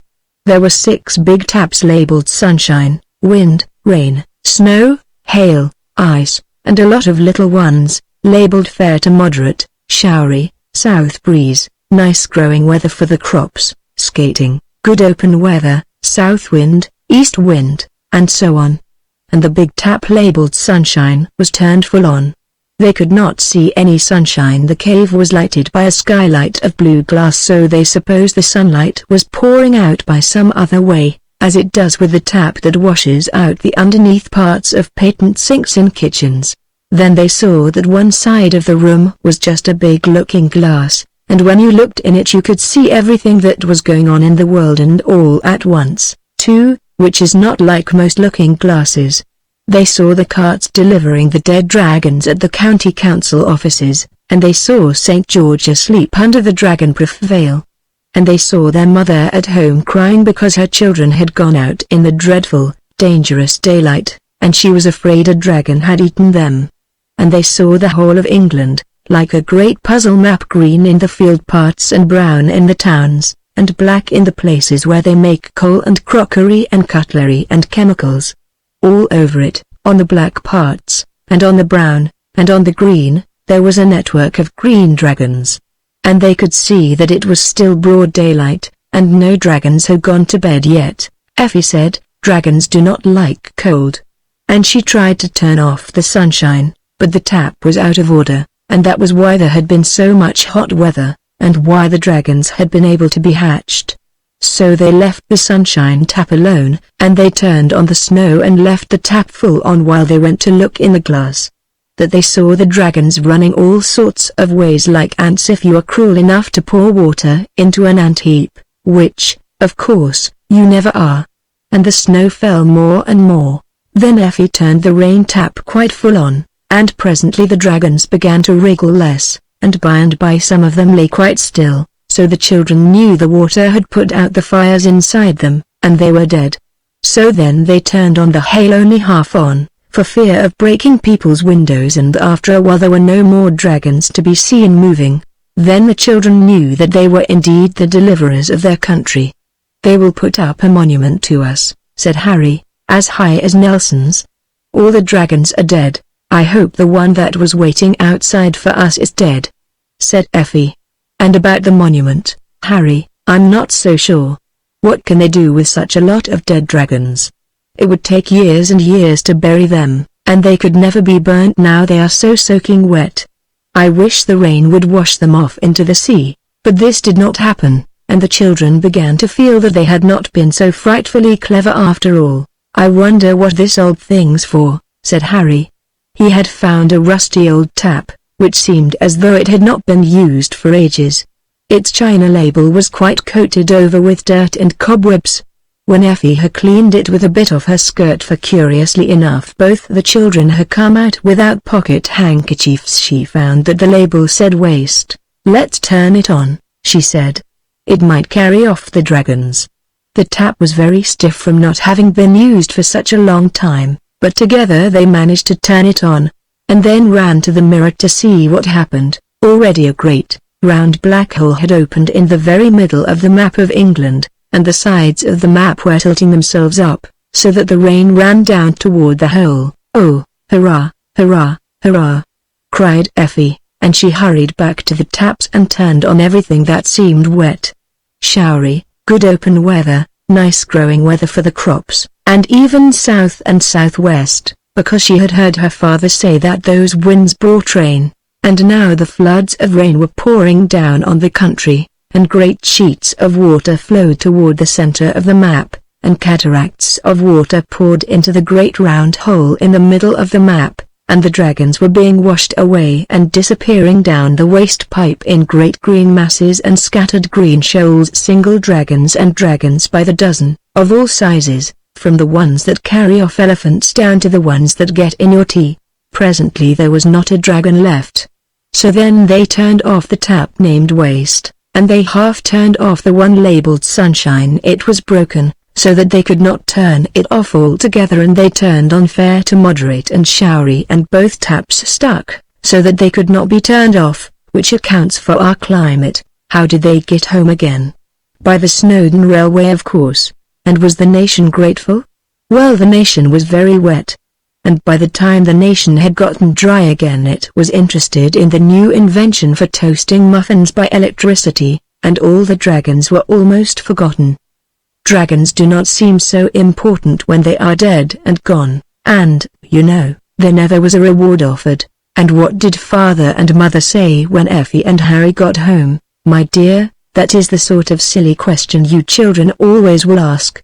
However, just for this once I don't mind telling you. Mother said, "Oh, my darlings, you're safe, you are safe. You naughty children, how could you be so disobedient? Go to bed at once." And their father, the doctor, said, "I wish I had known what you were going to do. I should have liked to preserve a specimen. I threw away the one I got out of Effie's eye. I intended to get a more perfect specimen. I did not anticipate this immediate extinction of the species." The professor said nothing, but he rubbed his hands. He had kept his specimen, the one the size of an earwig that he gave Harry half a crown for, and he has it to this day. You must get in to show it to you. The ice dragon, or do as you are told. This is the tale of the wonders that befell on the evening of the 11th of December, when they did what they were told not to do. You may think that you know all the unpleasant things that could possibly happen to you if you are disobedient.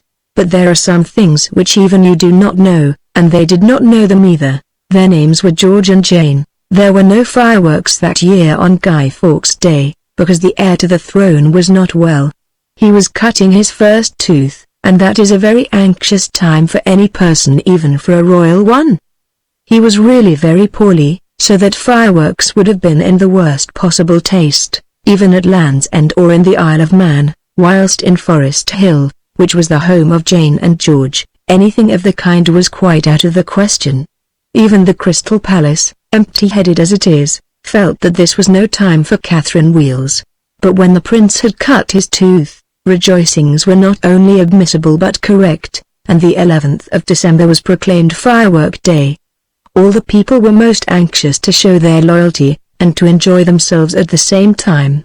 So there were fireworks and torchlight processions, and set pieces at the Crystal Palace, with blessings on our prince and long live our royal darling in different-coloured fires, and the most private of boarding schools had a half-holiday, and even the children of plumbers and authors had twopence each given them to spend as they liked. George and Jane had sixpence each, and they spent the whole amount on a golden rain, which would not light for ever so long, and when it did light went out almost at once, so they had to look at the fireworks in the gardens next door, and at the ones at the Crystal Palace, which were very glorious indeed. All their relations had colds in their heads, so Jane and George were allowed to go out into the garden alone to let off their firework. Jane had put on her fur cape and her thick gloves, and her hood with the silver fox fur on it that was made out of Mother's old muff, and George had his overcoat with the 3 capes, and his comforter, and Father's sealskin traveling cap with the pieces that come down over your ears. It was dark in the garden, but the fireworks all about made it seem very gay, and though the children were cold they were quite sure that they were enjoying themselves. They got up on the fence at the end of the garden to see better, and then they saw, very far away, where the edge of the dark world is, a shining line of straight, beautiful lights arranged in a row, as if they were the spears carried by a fairy army. "Oh, how pretty," said Jane. "I wonder what they are." "It looks as if the fairies were planting little shining baby poplar trees and watering them with liquid light." "Liquid fiddlestick," said George. He had been to school, so he knew that these were only the aurora borealis, or northern lights. And he said so. "But what is the aurora borealis? What's its name?" asked Jane. "Who lights it, and what's it there for?" George had to own that he had not learned that. "But I know," said he, "that it is something to do with the Great Bear, and the Dipper, and the Plough, and Charles's Wain." "And what are they?" asked Jane. "Oh, they're the surnames of some of the star families." "There goes a jolly rocket," answered George, and Jane felt as if she almost understood about the star families. The fairy spears of light twinkled and gleamed. They were much prettier than the big, blaring, blazing bonfire that was smoking and flaming and spluttering in the next door, but one garden prettier even than the colored fires at the Crystal Palace. "I wish we could see them nearer," Jane said. "I wonder if the star families are nice families, the kind that Mother would like us to go to tea with, if we were little stars?" "They aren't that sort of families at all, silly," said her brother, kindly trying to explain. "I only said families because a kid like you wouldn't have understood if I'd said constel. And, besides, I've forgotten the end of the word. Anyway, the stars are all up in the sky, so you can't go to tea with them." "No," said Jane. "I said if we were little stars." "But we aren't," said George. "No," said Jane, with a sigh. "I know that. I'm not so stupid as you think, George. But the Tory Bories are somewhere at the edge.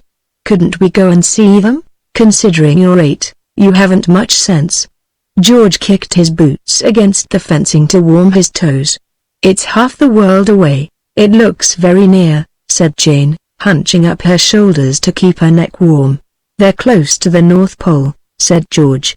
"Look here, I don't care a straw about the aurora borealis, but I shouldn't mind discovering the North Pole. It's awfully difficult and dangerous, and then you come home and write a book about it with a lot of pictures, and everybody says how brave you are." Jane got off the fence. "Oh, George, let's," she said.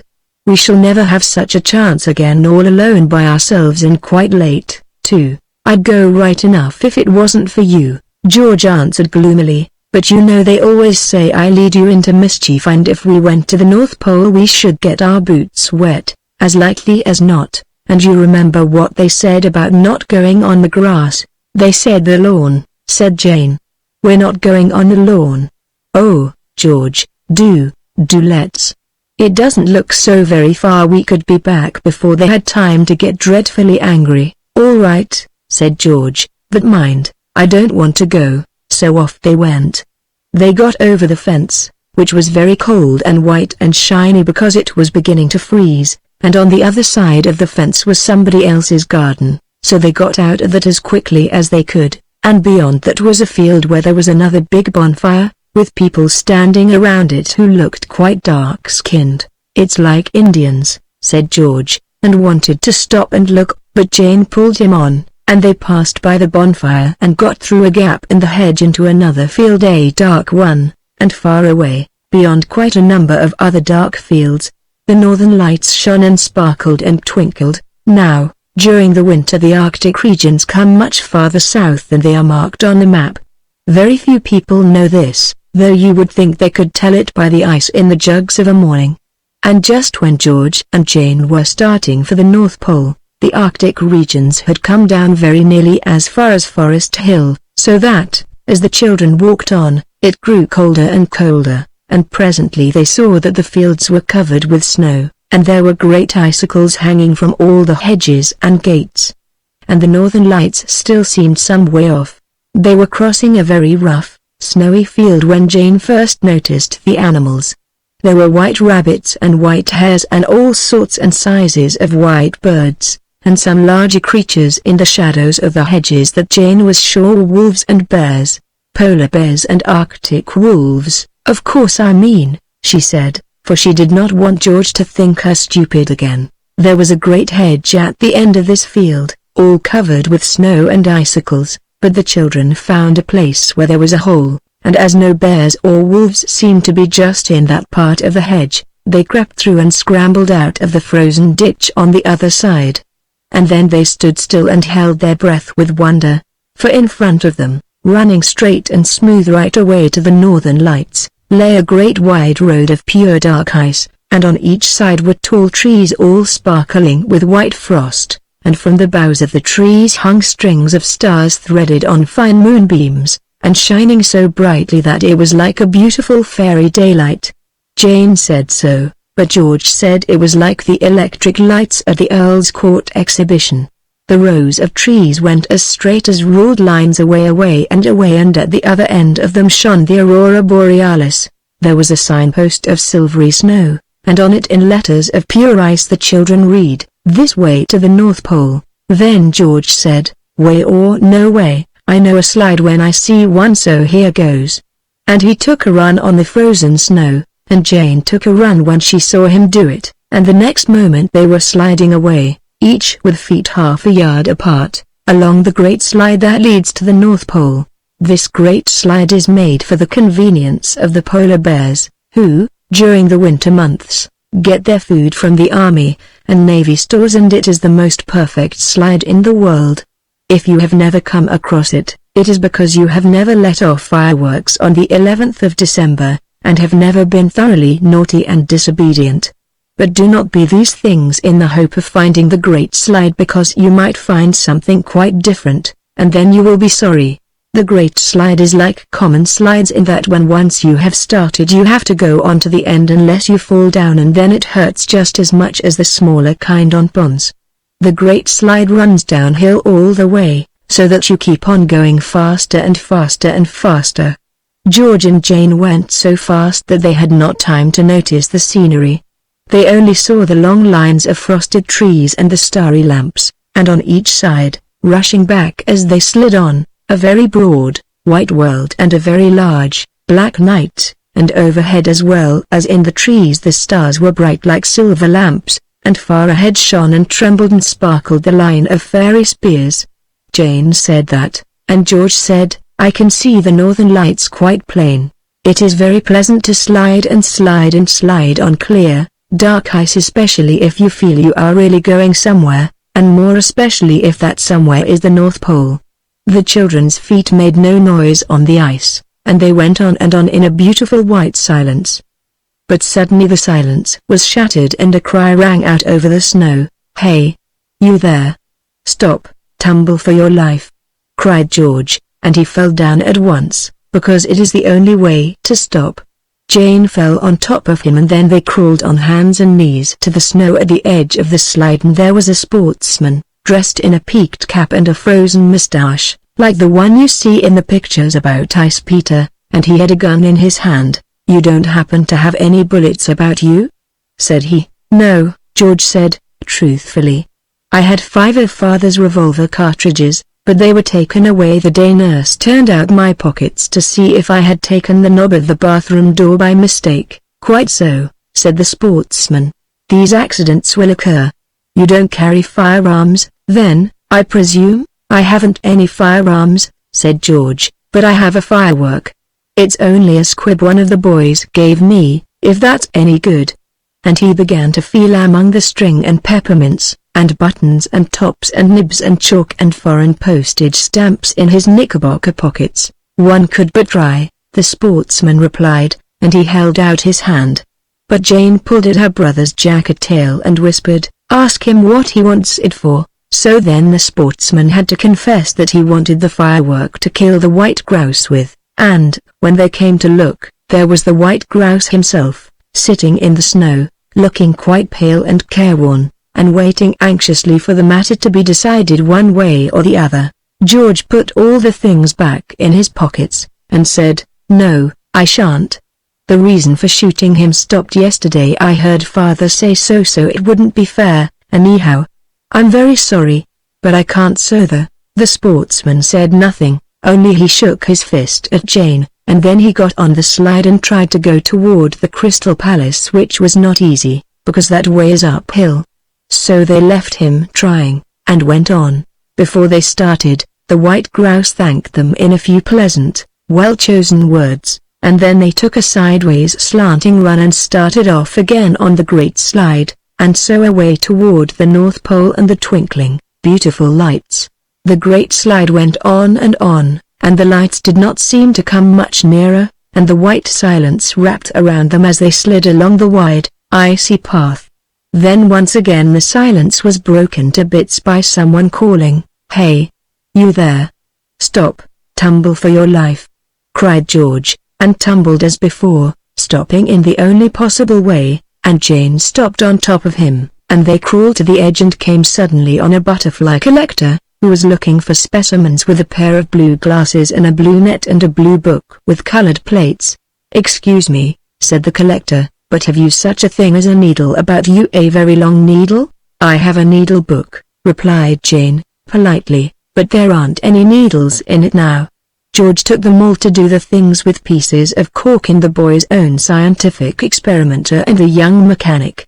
He did not do the things, but he did for the needles. "Curiously enough," said the collector, "I too wish to use the needle in connection with cork." "I have a hat pin in my hood," said Jane. "I fastened the fur with it when it caught in a nail on the greenhouse door. It is very long and sharp. Would that do?" "One could but try," said the collector, and Jane began to feel for the pin. But George pinched her arm and whispered, "Ask what he wants it for." Then the collector had to own that he wanted the pin to stick through the great Arctic moth, "a magnificent specimen," he added, "which I am most anxious to preserve." And there, sure enough, in the collector's butterfly net sat the great Arctic moth, listening attentively to the conversation. "Oh, I couldn't!" cried Jane. And while George was explaining to the collector that they would really rather not, Jane opened the blue folds of the butterfly net, and asked the moth quietly if it would please step outside for a moment. And it did. When the collector saw that the moth was free, he seemed less angry than grieved. Well, said he, "here's a whole Arctic expedition thrown away. I shall have to go home and fit out another. And that means a lot of writing to the papers and things. You seem to be a singularly thoughtless little girl." So they went on, leaving him trying to go uphill towards the Crystal Palace. When the great white Arctic moth had returned thanks in a suitable speech, George and Jane took a sideways slanting run and started sliding again, between the star lamps along the great slide toward the North Pole. They went faster and faster, and the lights ahead grew brighter and brighter so that they could not keep their eyes open, but had to blink and wink as they went. And then suddenly the great slide ended in an immense heap of snow, and George and Jane shot right into it because they could not stop themselves, and the snow was soft, so that they went in up to their very ears. When they had picked themselves out and thumped each other on the back to get rid of the snow, they shaded their eyes and looked, and there, right in front of them, was the wonder of wonders, the North Pole, towering high and white and glistening, like an ice lighthouse, and it was quite close, so that you had to put your head as far back as it would go, and farther, before you could see the high top of it. It was made entirely of ice. You will hear grown-up people talk a great deal of nonsense about the North Pole, and when you are grown up, it is even possible that you may talk nonsense about it yourself. The most unlikely things to happen, but deep down in your heart you must always remember that the North Pole is made of clear ice, and could not possibly, if you come to think of it, be made of anything else. All around the pole, Making a bright ring about it, were hundreds of little fires, and the flames of them did not flicker and twist, but went up blue and green and rosy and straight like the stalks of dream lilies. Jane said so, but George said they were as straight as ramrods, and these flames were the aurora borealis, which the children had seen as far away as Forest Hill. The ground was quite flat, and covered with smooth, hard snow, which shone and sparkled like the top of a birthday cake that has been iced at home. The ones done at the shops do not shine and sparkle, because they mix flour with the icing sugar. It is like a dream, said Jane, and George said, it is the North Pole. Just think of the fuss people always make about getting here, and it was no trouble at all. Really, I dare say lots of people have gotten here, said Jane, dismally. It's not the getting here I see, that it's the getting back again. Perhaps no one will ever know that we have been here, and the robins will cover us with leaves and... Nonsense, said George. There aren't any robins, and there aren't any leaves. It's just the North Pole, that's all, and I've found it, and now I shall try to climb up and plant the British flag on the top. My handkerchief will do, and if it really is the North Pole, my pocket compass Uncle James gave me will spin around and around, and then I shall know. Come on. So Jane came on, and when they got close to the clear, tall, beautiful flames, they saw that there was a great, queer-shaped lump of ice all around the bottom of the pole. Clear, smooth, shining ice, that was deep, beautiful Prussian blue, like icebergs, in the thick parts, and all sorts of wonderful, glimmery, shimmery, changing colors in the thin parts, like the cut glass chandelier in Grandmamma's house in London. It is a very curious shape, said Jane. It's almost like she moved back a step to get a better view of it. It's almost like a dragon. It's much more like the lampposts on the Thames embankment, said George, who had noticed a curly thing like a tail that went twisting up the North Pole. Oh, George, cried Jane, it is a dragon, I can see its wings. Whatever shall we do? And, sure enough, it was a dragon, a great, shining, winged, scaly, clawy, big-mouthed dragon made of pure ice. It must have gone to sleep curled around the hole where the warm steam used to come up from the middle of the earth, and then when the earth got colder, and the column of steam froze and was turned into the North Pole, the dragon must have got frozen in his sleep, frozen too hard to move, and there he stayed.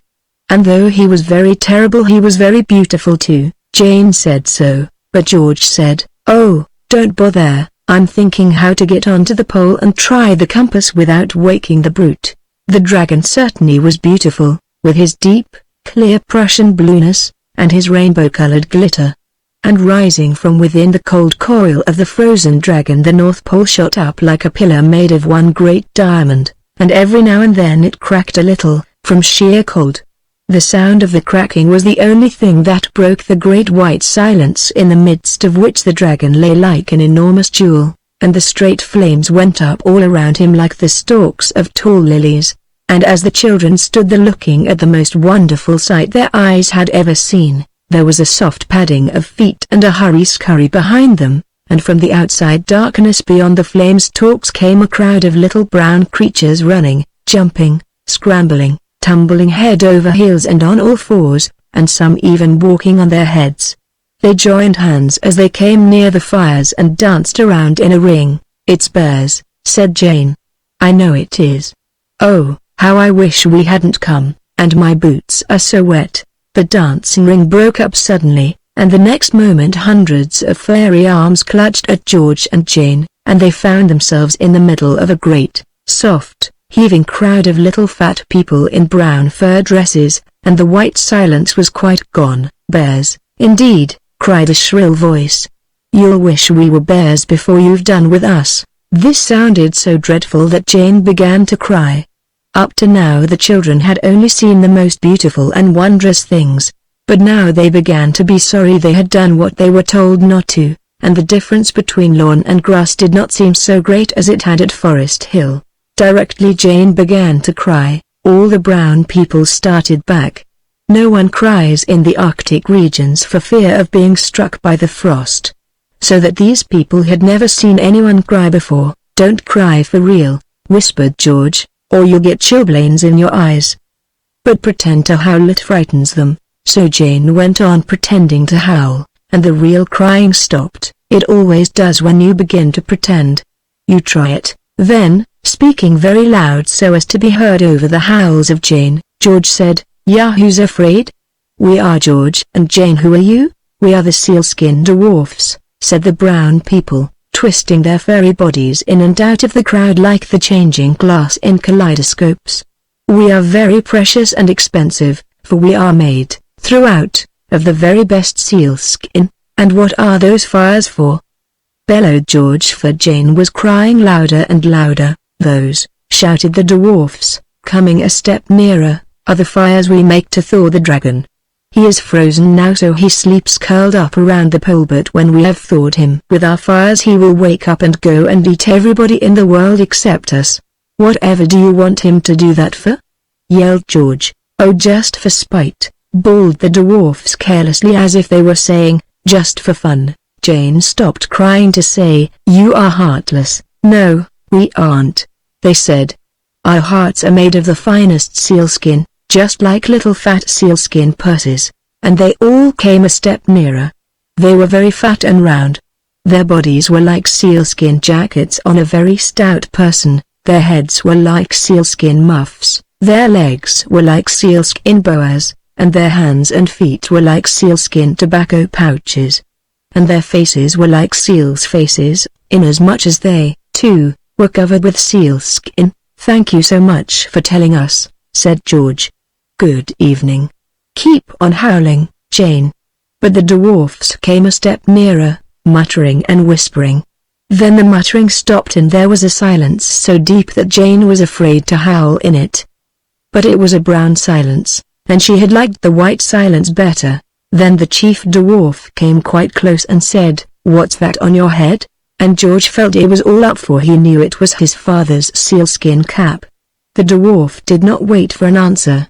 "It's made of one of us," he screamed, "or else one of the seals, our poor relations.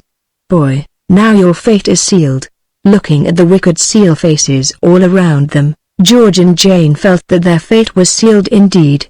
The dwarfs seized the children in their furry arms. George kicked, but it is no use kicking sealskin, and Jane howled, but the dwarfs were getting used to that. They climbed up the dragon's side and dumped the children down on his icy spine, with their backs against the North Pole. You have no idea how cold it was, the kind of cold that makes you feel small and prickly inside your clothes, and makes you wish you had 20 times as many clothes to feel small and prickly inside of. The sealskin dwarfs tied George and Jane to the North Pole, and, as they had no ropes, they bound them with snow wreaths, which are very strong when they are made in the proper way, and they heaped up the fires very close and said, "Now the dragon will get warm, and when he gets warm he will wake, and when he wakes he will be hungry, and when he is hungry he will begin to eat, and the first thing he will eat will be you." The little, sharp, many-colored flames sprang up like the stalks of dream lilies, but no heat came to the children, and they grew colder and colder. "We shan't be very nice when the dragon does eat us, that's one comfort," said George. "We shall be turned into ice long before that." Suddenly there was a flapping of wings, and the white grouse perched on the dragon's head and said, "Can I be of any assistance?" Now, by this time the children were so cold, so very, very cold, that they had forgotten everything but that, and they could say nothing else. So the white grouse said, "One moment. I am only too grateful for this opportunity of showing my sense of your manly conduct about the firework." And the next moment there was a soft whispering rustle of wings overhead, and then, fluttering slowly, softly down, came hundreds and thousands of little white fluffy feathers. They fell on George and Jane like snowflakes, and, like flakes of fallen snow lying one above another, they grew into a thicker and thicker covering, so that presently the children were buried under a heap of white feathers, and only their faces peeped out. "Oh, you dear, good, kind white grouse," said Jane, "but you'll be cold yourself, won't you, now you have given us all your pretty dear feathers?" The white grouse laughed, and his laugh was echoed by thousands of kind, soft bird voices. "Did you think all those feathers came out of one breast?" There are hundreds and hundreds of us here, and every one of us can spare a little tuft of soft breast feathers to help to keep two kind little hearts warm." Thus spoke the grouse, who certainly had very pretty manners. So now the children snuggled under the feathers and were warm, and when the sealskin dwarfs tried to take the feathers away, the grouse and his friends flew in their faces with flappings and screams, and drove the dwarfs back. "They are a cowardly folk." The dragon had not moved yet, but then he might at any moment get warm enough to move, and though George and Jane were now warm, they were not comfortable nor easy in their minds. They tried to explain to the grouse, but though he is polite, he is not clever, and he only said, "You've got a warm nest, and we'll see that no one takes it from you. What more can you possibly want?" Just then came a new, strange, jerky fluttering of wings far softer than the grouse's, and George and Jane cried out together, "Oh, do mind your wings in the fires," for they saw at once that it was the great white Arctic moth. "What's the matter?" he asked, settling on the dragon's tail. So they told him. "Sealskin, are they?" said the moth. "Just you wait a minute." He flew off very crookedly, dodging the flames, and presently he came back. And there were so many moths with him that it was as if a live sheet of white-wingedness was suddenly drawn between the children and the stars. And then the doom of the bad sealskin dwarfs fell suddenly on them, for the great sheet of winged whiteness broke up and fell as snowfalls, and it fell upon the sealskin dwarfs, and every snowflake of it was a live, fluttering, hungry moth that buried its greedy nose deep in the sealskin fur. Grown-up people will tell you that it is not moths but moths' children who eat fur, but this is only when they are trying to deceive you.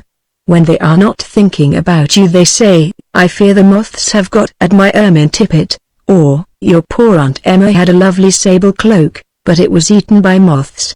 And now there were more moths than have ever been together in this world before, all settling on the sealskin dwarfs. The dwarfs did not see their danger till it was too late. Then they called for camphor and bitter apple and oil of lavender and yellow soap and borax, and some of the dwarfs even started to get these things, but long before any of them could get to the chemist's, all was over. The moths ate and ate till the sealskin dwarfs, being sealskin throughout, even to the empty hearts of them, were eaten down to the very life, and they fell one by one on the snow and so came to their end. And all around the North Pole the snow was brown with their flat bare belts. "Oh, thank you, darling Arctic moth," cried Jane. "You are good. I do hope you haven't eaten enough to disagree with you afterward." Millions of moth voices answered, with laughter as soft as moth wings, "We should be a poor set of fellows if we couldn't overeat ourselves once in a while to oblige a friend."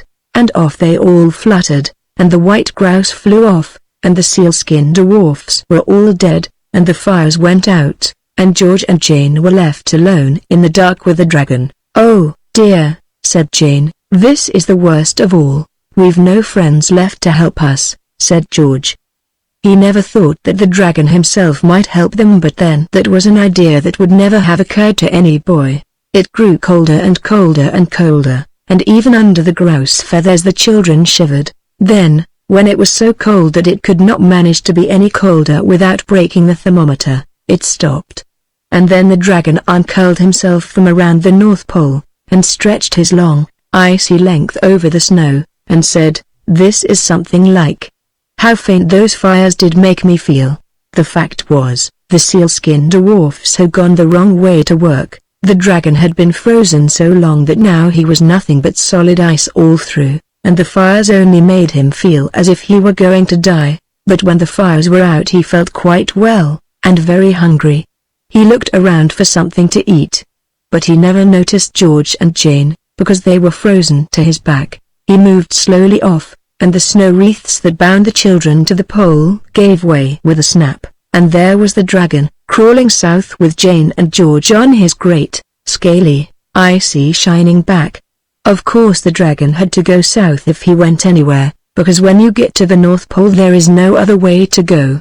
The dragon rattled and tinkled as he went, exactly like the cut glass chandelier when you touch it, as you are strictly forbidden to do. Of course there are a million ways of going south from the North Pole, so you will own that it was lucky for George and Jane when the dragon took the right way and suddenly got his heavy feet on the great slide. Off he went, full speed, between the starry lamps, toward Forest Hill and the Crystal Palace. "He's going to take us home," said Jane. "Oh, he is a good dragon. I am glad." George was rather glad too, though neither of the children felt at all sure of their welcome, especially as their feet were wet, and they were bringing a strange dragon home with them. They went very fast, because dragons can go uphill as easily as down. You would not understand why if I told you, because you are only in long division at present, yet if you want me to tell you, so that you can show off to other children, I will. It is because dragons can get their tails into the fourth dimension and hold on there, and when you can do that everything else is easy. The dragon went very fast, only stopping to eat the collector and the sportsman, who were still struggling to go up the slide vainly, because they had no tails, and had never even heard of the fourth dimension. When the dragon got to the end of the slide, he crawled very slowly across the dark field beyond the field where there was a bonfire, next to the next-door garden at Forest Hill.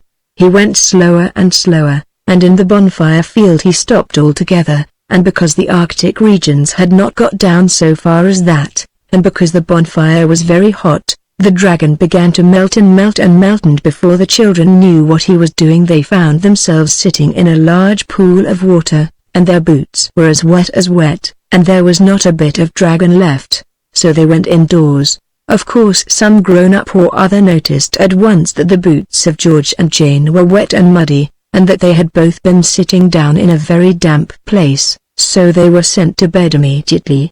It was long past their time, anyhow. Now, if you are of an inquiring mind, not at all a nice thing in a little child who reads fairy tales, you will want to know how it is that since the sealskin dwarfs have all been killed, and the fires all been let out, the aurora borealis shines, on cold nights, as brightly as ever. My dear, I do not know. I am not too proud to own that there are some things I know nothing about, and this is one of them. But I do know that whoever has lighted those fires again, it is certainly not the sealskin dwarfs. They were all eaten by moths and mud-yet, and things are of no use, even to light fires. The island of the 9 whirlpools, the dark arch that led to the witch's cave, was hung with a black and yellow fringe of live snakes. As the queen went in, keeping carefully in the middle of the arch, all the snakes lifted their wicked, flat heads and stared at her with their wicked, yellow eyes. You know it is not good manners to stare, even at royalty, except of course for cats. And the snakes had been so badly brought up that they even put their tongues out at the poor lady. Nasty, thin, sharp tongues they were too. Now, the queen's husband was, of course, the king. And besides being a king, he was an enchanter, and considered to be quite at the top of his profession, so he was very wise, and he knew that when kings and queens want children, the queen always goes to see a witch. So he gave the queen the witch's address, and the queen called on her, though she was very frightened and did not like it at all. The witch was sitting by a fire of sticks, stirring something bubbly in a shiny copper cauldron. "What do you want, my dear?" she said to the queen. "Oh, if you please," said the queen, "I want a baby, a very nice one. We don't want any expense spared." My husband said. "Oh, yes," said the witch. "I know all about him. And so you want a child? Do you know it will bring you sorrow?" "It will bring me joy first," said the queen. "Great sorrow," said the witch. "Great joy," said the queen. Then the witch said, "Well, have your own way. I suppose it's as much as your place is worth to go back without it?" "The king would be very much annoyed," said the poor queen. "Well, well," said the witch. "What will you give me for the child?" "Anything you ask for, and all I have," said the queen. "Then give me your gold crown." The queen took it off quickly. "And your necklace of blue sapphires." The queen unfastened it. "And your pearl bracelets." The queen unclasped them. "And your ruby clasps." And the queen undid the clasps. "Now the lilies from your breast." The queen gathered together the lilies. "And the diamonds of your little bright shoe buckles." The queen pulled off her shoes. Then the witch stirred the stuff that was in the cauldron, and, one by one, She threw in the gold crown and the sapphire necklace and the pearl bracelets and the ruby clasps and the diamonds of the little bright shoe buckles, and last of all she threw in the lilies. The stuff in the cauldron boiled up in foaming flashes of yellow and blue and red and white and silver, and sent out a sweet scent, and presently the witch poured it out into a pot and set it to cool in the doorway among the snakes. Then she said to the queen, "Your child will have hair as golden as your crown, eyes as blue as your sapphires. The red of your rubies will lie on its lips, and its skin will be clear and pale as your pearls. Its soul will be white and sweet as your lilies, and your diamonds will be no clearer than its wits." "Oh, thank you," said the queen, "and when will it come?" "You will find it when you get home." "And won't you have something for yourself?" asked the queen. "Any little thing you fancy. Would you like a country, or a sack of jewels?" "Nothing, thank you," said the witch. "I could make more diamonds in a day than I should wear in a year." "Well, but do let me do some little thing for you," the queen went on. "Aren't you tired of being a witch? Wouldn't you like to be a duchess or a princess, or something like that?" "There is one thing I should rather like," said the witch, "but it's hard to get in my trade." "Oh, tell me what," said the queen. "I should like someone to love me," said the witch. Then the queen threw her arms around the witch's neck and kissed her 100 times. "Why," she said, "I love you better than my life. You've given me the baby and the baby shall love you too." "Perhaps it will," said the witch, "and when the sorrow comes, send for me. Each of your 50 kisses will be a spell to bring me to you. Now, drink up your medicine, there's a dear, and run along home." So the queen drank the stuff in the pot, which was quite cool by this time, and she went out under the fringe of snakes, and they all behaved like good Sunday school children. Some of them even tried to drop a curtsy to her as she went by, though that is not easy when you are hanging wrong way up by your tail. But the snakes knew the queen was friends with their mistress, so, of course, they had to do their best to be civil. When the queen got home, sure enough there was the baby lying in the cradle with the royal arms blazoned on it, crying as naturally as possible. It had pink ribbons to tie up its sleeves, so the queen saw at once it was a girl. When the king knew this he tore his black hair with fury. "Oh, you silly, silly queen," he said. "Why didn't I marry a clever lady? Did you think I went to all the trouble and expense of sending you to a witch to get a girl? You knew well enough it was a boy I wanted, a boy, an heir, a prince to learn all my magic and my enchantments, and to rule the kingdom after me. I'll bet a crown my crown," he said, "you never even thought to tell the witch what kind you wanted. Did you now?" And the queen hung her head and had to confess that she had only asked for a child. "Very well, madame," said the king, "very well, have your own way. And make the most of your daughter, while she is a child." The queen did. All the years of her life had never held half so much happiness as now lived in each of the moments when she held her little baby in her arms. And the years went on, and the king grew more and more clever at magic, and more disagreeable at home, and the princess grew more beautiful and more dear every day she lived. The queen and the princess were feeding the goldfish in the courtyard fountains with crumbs of the princess's 18th birthday cake, when the king came into the courtyard, looking as black as thunder, with his black raven hopping after him. He shook his fist at his family, as indeed he generally did whenever he met them, for he was not a king with pretty home manners. The raven sat down on the edge of the marble basin and tried to peck the goldfish. It was all he could do to show that he was in the same temper as his master. "A girl indeed," said the king angrily. "I wonder you can dare to look me in the face, when you remember how your silliness has spoiled everything. You oughtn't to speak to my mother like that," said the princess.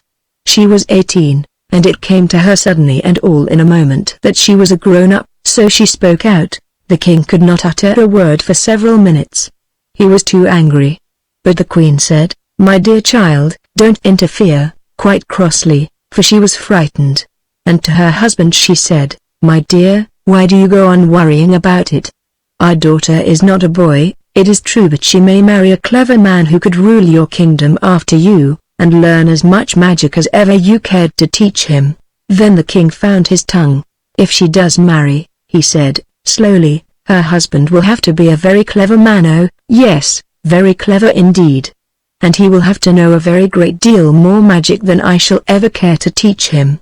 The queen knew at once by the king's tone that he was going to be disagreeable. "Ah," she said, "don't punish the child because she loves her mother." "I'm not going to punish her for that," said he. "I'm only going to teach her to respect her father." And without another word he went off to his laboratory and worked all night, boiling different colored things in crucibles, and copying charms in curious twisted letters from old brown books with mold stains on their yellowy pages. The next day his plan was all arranged. He took the poor princess to the Lone Tower, which stands on an island in the sea, 1,000 miles from everywhere. He gave her a dowry, and settled a handsome income on her.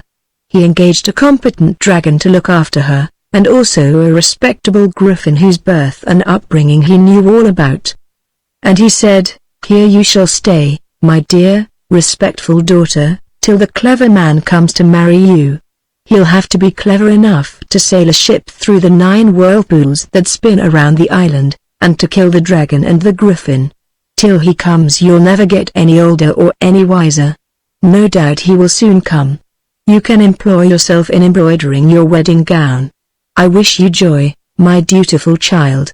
And his carriage, drawn by live thunderbolts, thunder travels very fast, rose in the air and disappeared, and the poor princess was left, with the dragon and the griffin, on the island of the 9 whirlpools.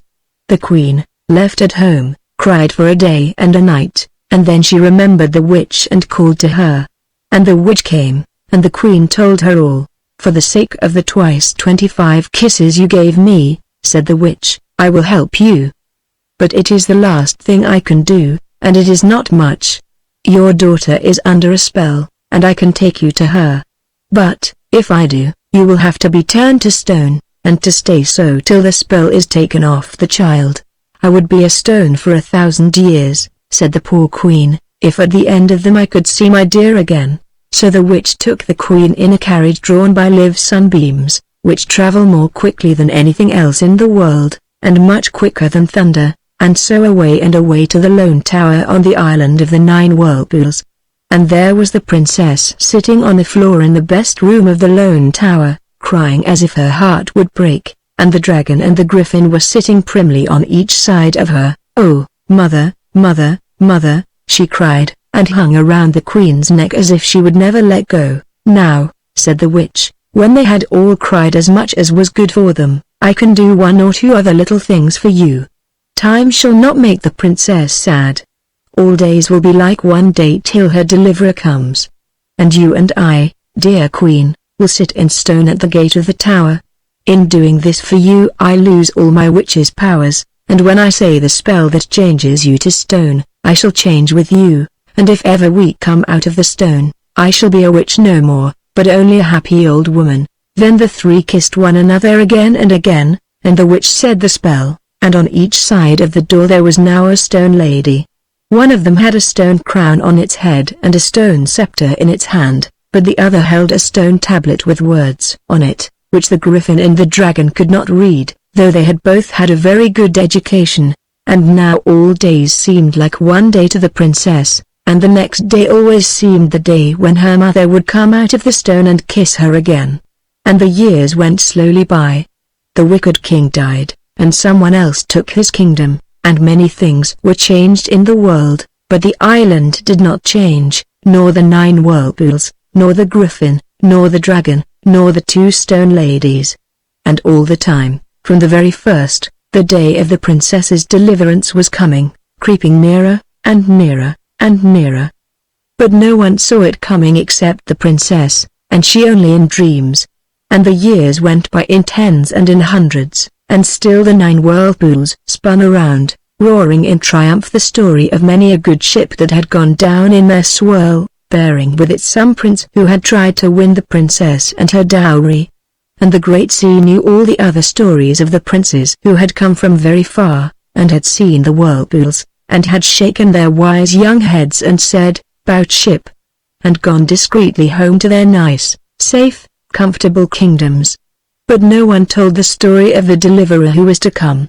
And the years went by. Now, after more scores of years than you would like to add up on your slate, a certain sailor boy sailed on the high seas with his uncle, who was a skilled skipper. And the boy could reef a sail and coil a rope and keep the ship's nose steady before the wind. And he was as good a boy as you would find in a month of Sundays, and worthy to be a prince. Now there is something which is wiser than all the world, and it knows when people are worthy to be princes. And this something came from the farther side of the seventh world, and whispered in the boy's ear. And the boy heard, though he did not know he heard, and he looked out over the black sea with the white foam horses galloping over it, and far away he saw a light. And he said to the skipper, his uncle, "What light is that?" Then the skipper said, "All good things defend you, Nigel, from sailing near that light. It is not mentioned in all charts, but it is marked in the old chart I steer by, which was my father's fathers before me, and his father's fathers before him. It is the light that shines from the lone tower that stands above the 9 whirlpools. And when my father's father was young he heard from the very old man, his great-great-grandfather, that in that tower an enchanted princess, fairer than the day, waits to be delivered.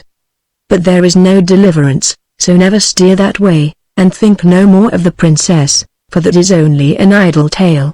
But the whirlpools are quite real, so, of course, from that day Nigel thought of nothing else.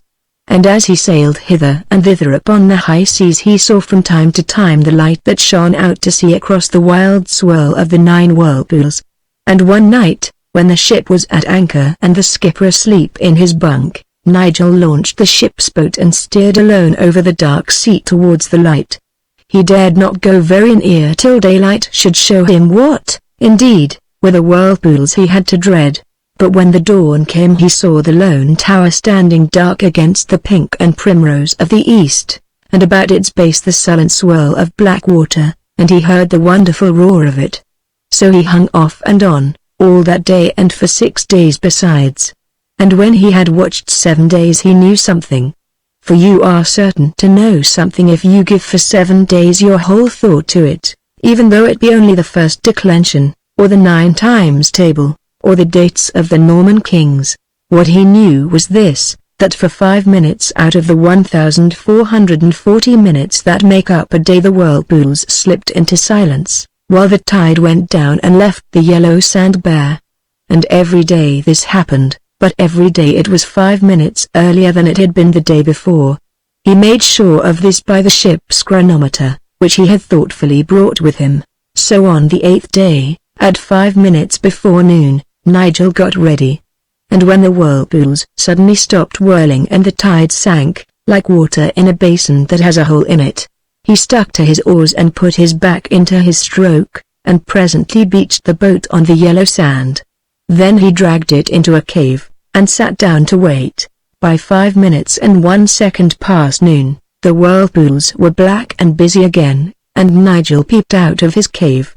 And on the rocky ledge overhanging the sea he saw a princess as beautiful as the day, with golden hair and a green gown, and he went out to meet her. "I've come to save you," he said. "How darling and beautiful you are. You are very good, and very clever, and very dear," said the princess, smiling and giving him both her hands. He shut a little kiss in each hand before he let them go. "So now, when the tide is low again, I will take you away in my boat," he said. "But what about the dragon and the griffin?" asked the princess. "Dear me," said Nigel. "I didn't know about them. I suppose I can kill them?" "Don't be a silly boy," said the princess, pretending to be very grown up, for, though she had been on the island time only knows how many years, she was just 18, and she still liked pretending. "You haven't a sword, or a shield, or anything. Well, don't the beasts ever go to sleep?" "Why, yes," said the princess, "but only once in 24 hours, and then the dragon is turned to stone. But the griffin has dreams. The griffin sleeps at tea time every day, but the dragon sleeps every day for 5 minutes, and every day it is 3 minutes later than it was the day before." "What time does he sleep today?" asked Nigel. "At 11, said the princess. "Ah," said Nigel, "can you do sums?" "No," said the princess sadly. I was never good at them. Then I must, said Nigel. I can, but it's slow work, and it makes me very unhappy. It'll take me days and days. Don't begin yet, said the princess. You'll have plenty of time to be unhappy when I'm not with you. Tell me all about yourself. So he did. And then she told him all about herself. I know I've been here a long time, she said, but I don't know what time is. And I am very busy sewing silk flowers on a golden gown for my wedding day. And the griffin does the housework. His wings are so convenient and feathery for sweeping and dusting. And the dragon does the cooking. He's hot inside, so, of course, it's no trouble to him. And though I don't know what time is, I'm sure it's time for my wedding day, because my golden gown only wants one more white daisy on the sleeve, and a lily on the bosom of it, and then it will be ready. Just then they heard a dry, rustling clatter on the rocks above them and a snorting sound. It's the dragon, said the princess hurriedly. Goodbye. Be a good boy, and get your sum done. And she ran away and left him to his arithmetic. Now, the sum was this: if the whirlpools stop and the tide goes down once in every 24 hours, and they do it 5 minutes earlier every 24 hours, and if the dragon sleeps every day, and he does it 3 minutes later every day, in how many days and at what time in the day will the tide go down 3 minutes before the dragon falls asleep? It is quite a simple sum. As you see, you could do it in a minute because you have been to a good school and have taken pains with your lessons, but it was quite otherwise with poor Nigel. He sat down to work out his sum with a piece of chalk on a smooth stone. He tried it by practice and the unitary method, by multiplication, and by rule of 3 3/4. He tried it by decimals and by compound interest. He tried it by square root and by cube root. He tried it by addition, simple and otherwise, and he tried it by mixed examples in vulgar fractions. But it was all of no use. Then he tried to do the sum by algebra, by simple and by quadratic equations, by trigonometry, by logarithms, and by conic sections. But it would not do. He got an answer every time, it is true, but it was always a different one, and he could not feel sure which answer was right. And just as he was feeling how much more important than anything else it is to be able to do your sums, the princess came back. And now it was getting dark. Why, you've been 7 hours over that sum, she said, and you haven't done it yet. Look here, this is what is written on the tablet of the statue by the lower gate. It has figures in it. Perhaps it is the answer to the sum. She held out to him a big white magnolia leaf. And she had scratched on it with the pin of her pearl brooch, and it had turned brown where she had scratched it, as magnolia leaves will do. Nigel read. After 9 days T2. 24. D2. 27 ans. P.S. In the griffin is artificial. Ah, he clapped his hands softly. Dear princess, he said, I know that's the right answer. It says art too, you see. But I'll just prove it. So he hastily worked the sum backward in decimals and equations and conic sections, and all the rules he could think of. And it came right every time. So now we must wait, said he. And they waited. And every day the princess came to see Nigel and brought him food cooked by the dragon, and he lived in his cave, and talked to her when she was there, and thought about her when she was not, and they were both as happy as the longest day in summer. Then at last came the day. Nigel and the princess laid their plans. You're sure he won't hurt you, my only treasure? Said Nigel. Quite, said the princess. I only wish I were half assured that he wouldn't hurt you, my princess, he said tenderly. 2 great powers are on our side, the power of love and the power of arithmetic. Those 2 are stronger than anything else in the world. So when the tide began to go down, Nigel and the princess ran out onto the sands, and there, in full sight of the terrace where the dragon kept watch, Nigel took his princess in his arms and kissed her. The griffin was busy sweeping the stairs of the lone tower, but the dragon saw, and he gave a cry of rage, and it was like 20 engines all letting off steam at the top of their voices inside Cannon Street Station, and the 2 lovers stood looking up at the dragon. He was dreadful to look at. His head was white with age and his beard had grown so long that he caught his claws in it as he walked. His wings were white with the salt that had settled on them from the spray of the sea.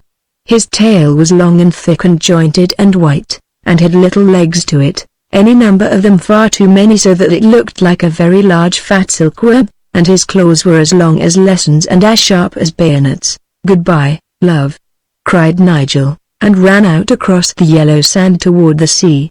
He had one end of a cord tied to his arm. The dragon was clambering down the face of the cliff, and next moment he was crawling and writhing and sprawling and wriggling across the beach after Nigel, making great holes in the sand with his heavy feet and the very end of his tail, where there were no legs, made, as it dragged, a mark in the sand such as you make when you launch a boat, and he breathed fire till the wet sand hissed again, and the water of the little rock pools got quite frightened, and all went off in steam. Still Nigel held on and the dragon after him. The princess could see nothing for the steam, and she stood crying bitterly, but still holding on tight with her right hand to the other end of the cord that Nigel had told her to hold, while with her left she held the ship's chronometer, and looked at it through her tears as he had bidden her look, so as to know when to pull the rope. On went Nigel over the sand, and on went the dragon after him. And the tide was low, and sleepy little waves lapped the sand's edge. Now at the lip of the water, Nigel paused and looked back, and the dragon made a bound, beginning a scream of rage that was like all the engines of all the railways in England. But it never uttered the second half of that scream, for now it knew suddenly that it was sleepy. It turned to hurry back to dry land, because sleeping near whirlpools is so unsafe. But before it reached the shore, sleep caught it and turned it to stone. Nigel, seeing this, ran shoreward for his life, and the tide began to flow in, and the time of the whirlpool's sleep was nearly over, and he stumbled and he waded and he swam, and the princess pulled for dear life at the cord in her hand, and pulled him up onto the dry shelf of rock just as the great sea dashed in and made itself once more into the girdle of 9 whirlpools all around the island. But the dragon was asleep under the whirlpools, and when he woke up from being asleep he found he was drowned, so there was an end of him. "Now, there's only the griffin," said Nigel. And the princess said, "Yes only," and she kissed Nigel and went back to sew the last leaf of the last lily on the bosom of her wedding gown. She thought and thought of what was written on the stone about the griffin being artificial, and next day she said to Nigel, "You know a griffin is half a lion and half an eagle, and the other 2 halves when they've joined make the Leo griff. But I've never seen him. Yet I have an idea." So they talked it over and arranged everything. When the griffin fell asleep that afternoon at tea time, Nigel went softly behind him and trod on his tail, and at the same time the princess cried, "Look out! There's a lion behind you." And the griffin, waking suddenly from his dreams, twisted his large neck around to look for the lion, saw a lion's flank, and fastened its eagle beak in it. For the griffin had been artificially made by the king enchanter, and the 2 halves have never really got used to each other. So now the eagle half of the griffin, who was still rather sleepy, believed that it was fighting a lion, and the lion part, being half asleep, thought it was fighting an eagle, and the whole griffin in its deep drowsiness hadn't the sense to pull itself together and remember what it was made of. So the griffin rolled over and over, one end of it fighting with the other, till the eagle end pecked the lion end to death, and the lion end tore the eagle end with its claws till it died. And so the griffin that was made of a lion and an eagle perished, exactly as if it had been made of Kilkenny cats. "Poor griffin," said the princess, "it was very good at the housework.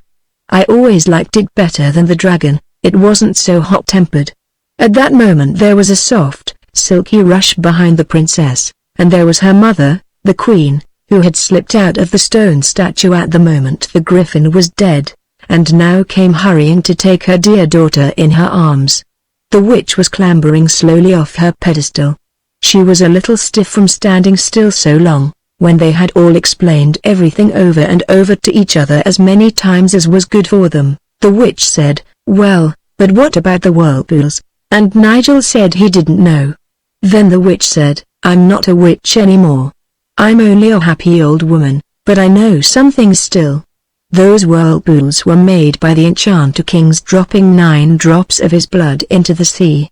And his blood was so wicked that the sea has been trying ever since to get rid of it, and that made the whirlpools. Now you've only got to go out at low tide. So Nigel understood and went out at low tide, and found in the sandy hollow left by the first whirlpool a great red ruby. That was the first drop of the wicked king's blood. The next day Nigel found another, and next day another, and so on till the 9th day, and then the sea was as smooth as glass.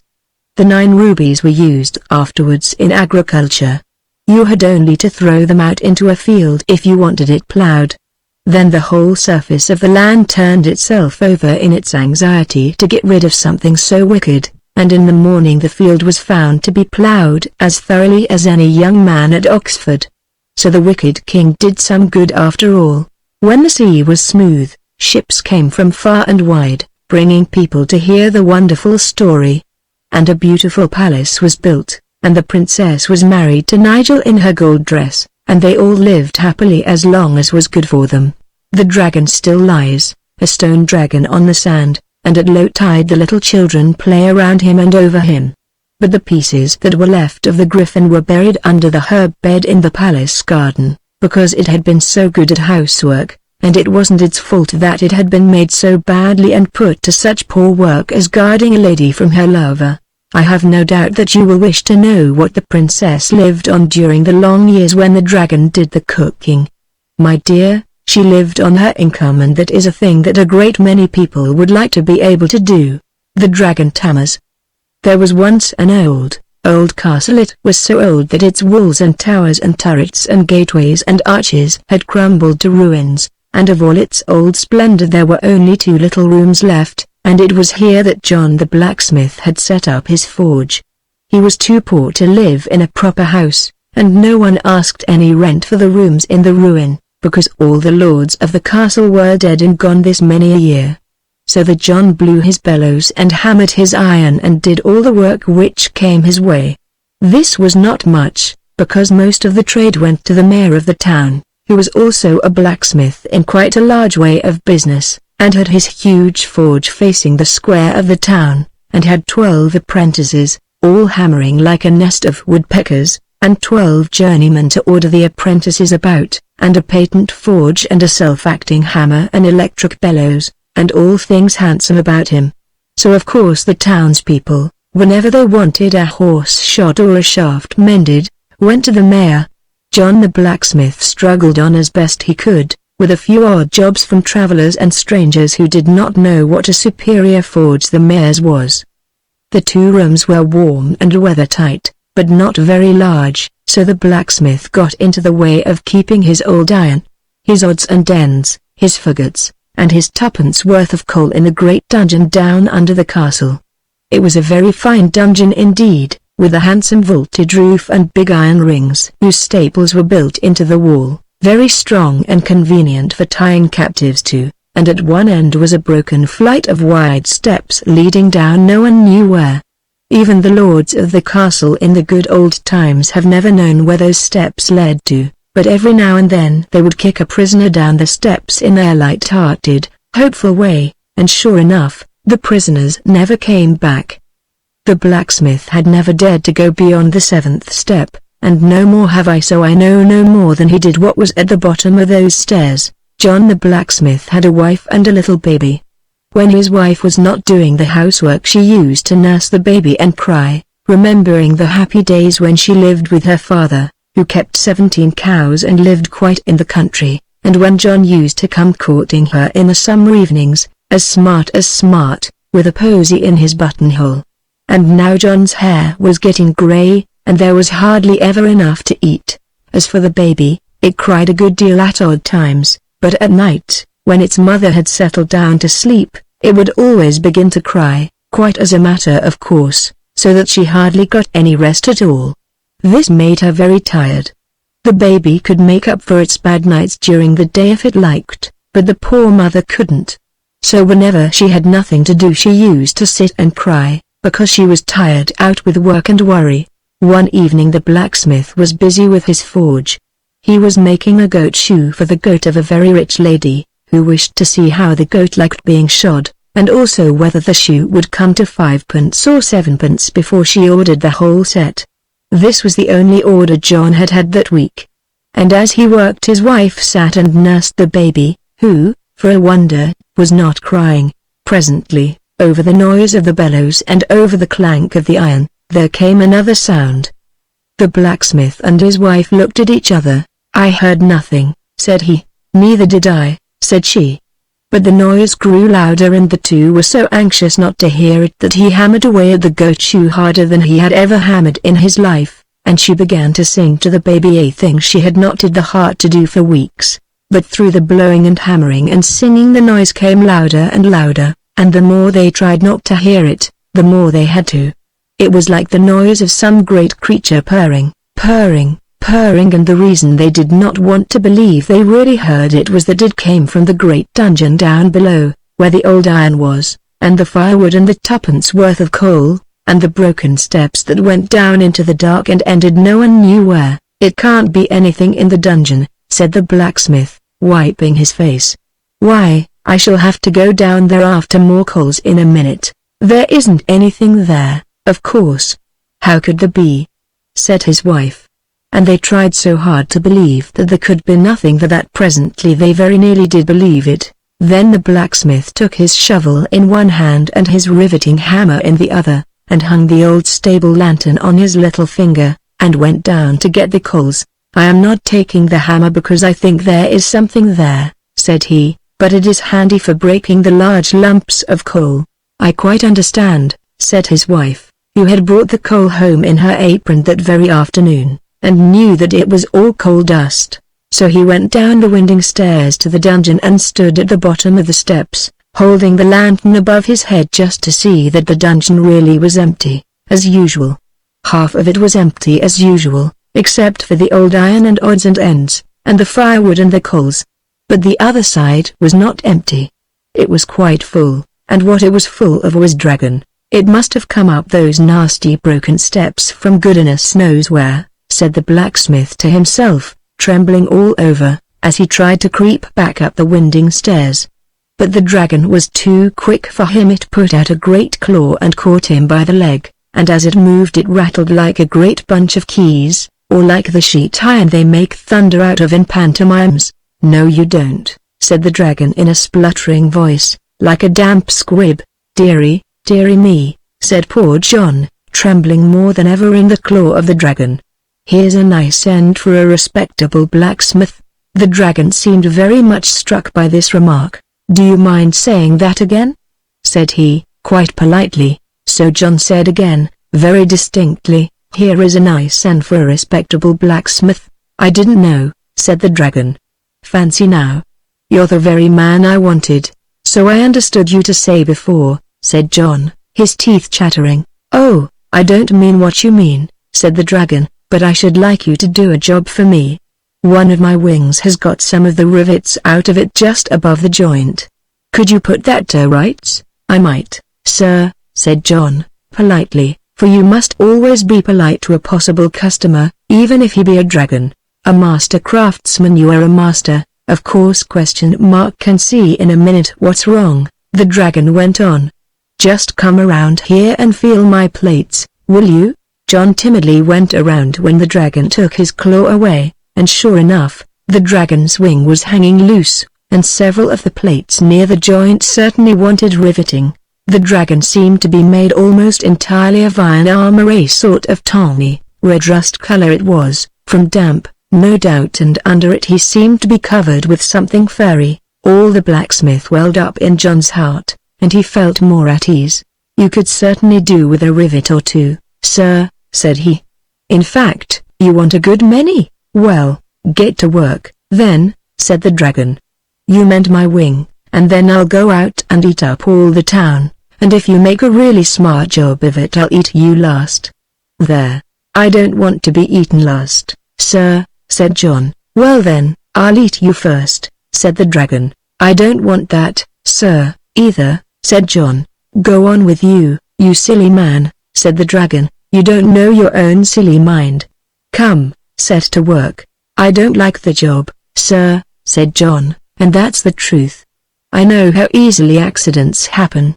It's all fair and smooth, and please rivet me, and I lead you last, and then you get to work and you give a gentleman a bit of a nip or a dig under his rivets, and then it's fire and smoke, and no apologies will meet the case, upon my word of honor as a dragon," said the other.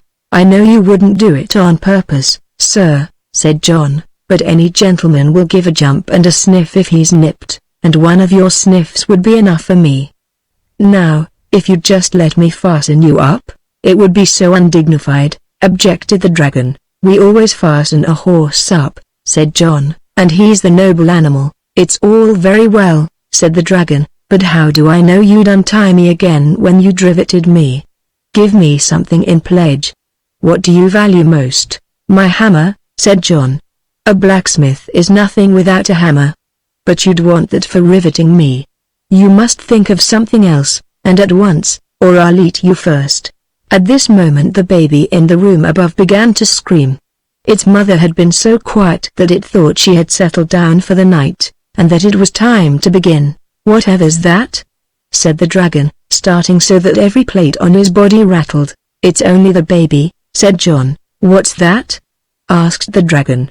"Something you value?" "Well, yes, sir, rather," said the blacksmith. "Then bring it here," said the dragon, "and I'll take care of it till you've done riveting me, and you shall tie me up." "All right, sir," said John, "but I ought to warn you. Babies are poison to dragons, so I don't deceive you. It's all right to touch, but don't you go putting it into your mouth. I shouldn't like to see any harm come to a nice-looking gentleman like you." The dragon purred at this compliment and said, "All right, I'll be careful. Now go and fetch the thing, whatever it is." So John ran up the steps as quickly as he could, for he knew that if the dragon got impatient before it was fastened, it could heave up the roof of the dungeon with one heave of its back, and kill them all in the ruins. His wife was asleep, in spite of the baby's cries, and John picked up the baby and took it down and put it between the dragon's front paws. "You just purr to it, sir," he said, "and it'll be as good as gold." So the dragon purred, and his purring pleased the baby so much that it stopped crying. Then John rummaged among the heap of old iron and found some heavy chains and a great collar that had been made in the days when men sang over their work and put their hearts into it, so that the things they made were strong enough to bear the weight of 1,000 years, let alone a dragon. John fastened the dragon up with the collar and the chains, and when he had padlocked them all on safely he set to work to find out how many rivets would be needed. 6, 8, 10, 20, 40, said he. "I haven't half enough rivets in the shop. If you'll excuse me, sir, I'll step around to another forge and get a few dozen." "I won't be a minute," and off he went, leaving the baby between the dragon's forepaws, laughing and growing with pleasure at the very large purr of it. John ran as hard as he could into the town, and found the mayor and corporation. "There's a dragon in my dungeon," he said. "I've chained him up. Now come and help to get my baby away." And he told them all about it, but they all happened to have engagements for that evening, so they praised John's cleverness, and said they were quite content to leave the matter in his hands. "But what about my baby?" said John. "Oh, well," said the mayor, "if anything should happen, you will always be able to remember that your baby perished in a good cause." So John went home again, and told his wife some of the tale. "You've given the baby to the dragon," she cried. "Oh, you unnatural parent." "Hush," said John, and he told her some more. "Now," he said, "I'm going down. After I've been down you can go, and if you keep your head the boy will be all right." So down went the blacksmith, and there was the dragon purring away with all his might to keep the baby quiet. "Hurry up, can't you?" he said. "I can't keep up this noise all night." "I'm very sorry, sir," said the blacksmith, "but all the shops are shut. The job must wait till the morning. And don't forget you've promised to take care of that baby. You'll find it a little wearing, I'm afraid. Good night, sir." The dragon had purred till he was quite out of breath, so now he stopped, and as soon as everything was quiet the baby thought everyone must have settled for the night, and that it was time to begin to scream. So it began. "Oh, dear," said the dragon, "this is awful. He patted the baby with his claw, but it screamed more than ever. "And I am so tired too," said the dragon. "I did so hope I should have a good night." The baby went on screaming. "There'll be no peace for me after this," said the dragon. "It's enough to ruin one's nerves." "Hush, then didums, then." And he tried to quiet the baby as if it had been a young dragon. But when he began to sing "Hush-a-bye, Dragon," the baby screamed more and more and more. "I can't keep it quiet," said the dragon, and then suddenly he saw a woman sitting on the steps. "Here, I say," said he. "Do you know anything about babies?" "I do, a little," said the mother. "Then I wish you'd take this one, and let me get some sleep," said the dragon, yawning. "You can bring it back in the morning before the blacksmith comes." So the mother picked up the baby and took it upstairs and told her husband, and they went to bed happy, for they had caught the dragon and saved the baby. And next day John went down and explained carefully to the dragon exactly how matters stood, and he got an iron gate with a grating to it and set it up at the foot of the steps, and the dragon mewed furiously for days and days, but when he found it was no good he was quiet. So now John went to the mayor, and said, "I've got the dragon and I've saved the town." "Noble preserver," cried the mayor, "we will get up a subscription for you, and crown you in public with a laurel wreath." So the mayor put his name down for £5, and the corporation each gave 3, and other people gave their guineas and half crowns and crowns, and while the subscription was being made the mayor ordered 3 poems at his own expense from the town poet to celebrate the occasion. The poems were very much more admired, especially by the mayor and corporation. The first poem dealt with the noble conduct of the mayor in arranging to have the dragon tied up. The second described the splendid assistance rendered by the corporation. And the third expressed the pride and joy of the poet in being permitted to sing such deeds. Beside which the actions of St. George must appear quite commonplace to all with a feeling heart or a well-balanced brain. When the subscription was finished there was £1,000, and a committee was formed to settle what should be done with it. A third of it went to pay for a banquet to the mayor and corporation. Another third was spent in buying a gold collar with a dragon on it for the mayor and gold medals with dragons on them for the corporation, and what was left went in committee expenses. So there was nothing for the blacksmith except the laurel wreath and the knowledge that it really was he who had saved the town. But after this things went a little better with the blacksmith. To begin with, the baby did not cry so much as it had before. Then the rich lady who owned the goat was so touched by John's noble action that she ordered a complete set of shoes at 2 shillings, 4 pence, and even made it up to 2 shillings, 6 pence, in grateful recognition of his public-spirited conduct. Then tourists used to come in breaks from quite a long way off, and pay 2pence each to go down the steps and peep through the iron grating at the rusty dragon in the dungeon, and it was 3pence extra for each party if the blacksmith let off coloured fire to see it by, which, as the fire was extremely short, was 2pence halfpenny clear profit every time. And the blacksmith's wife used to provide teas at 9pence a head, and altogether things grew bright week by week. The baby named John, after his father, and called Johnny for short, began presently to grow up. He was great friends with Tina, the daughter of the whitesmith, who lived nearly opposite. She was a dear little girl with yellow pigtails and blue eyes, and she was tired of hearing the story of how Johnny, when he was a baby, had been minded by a real dragon. The 2 children used to go together to peep through the iron grating at the dragon, and sometimes they would hear him mew piteously. And they would light a halfpenny's worth of coloured fire to look at him by.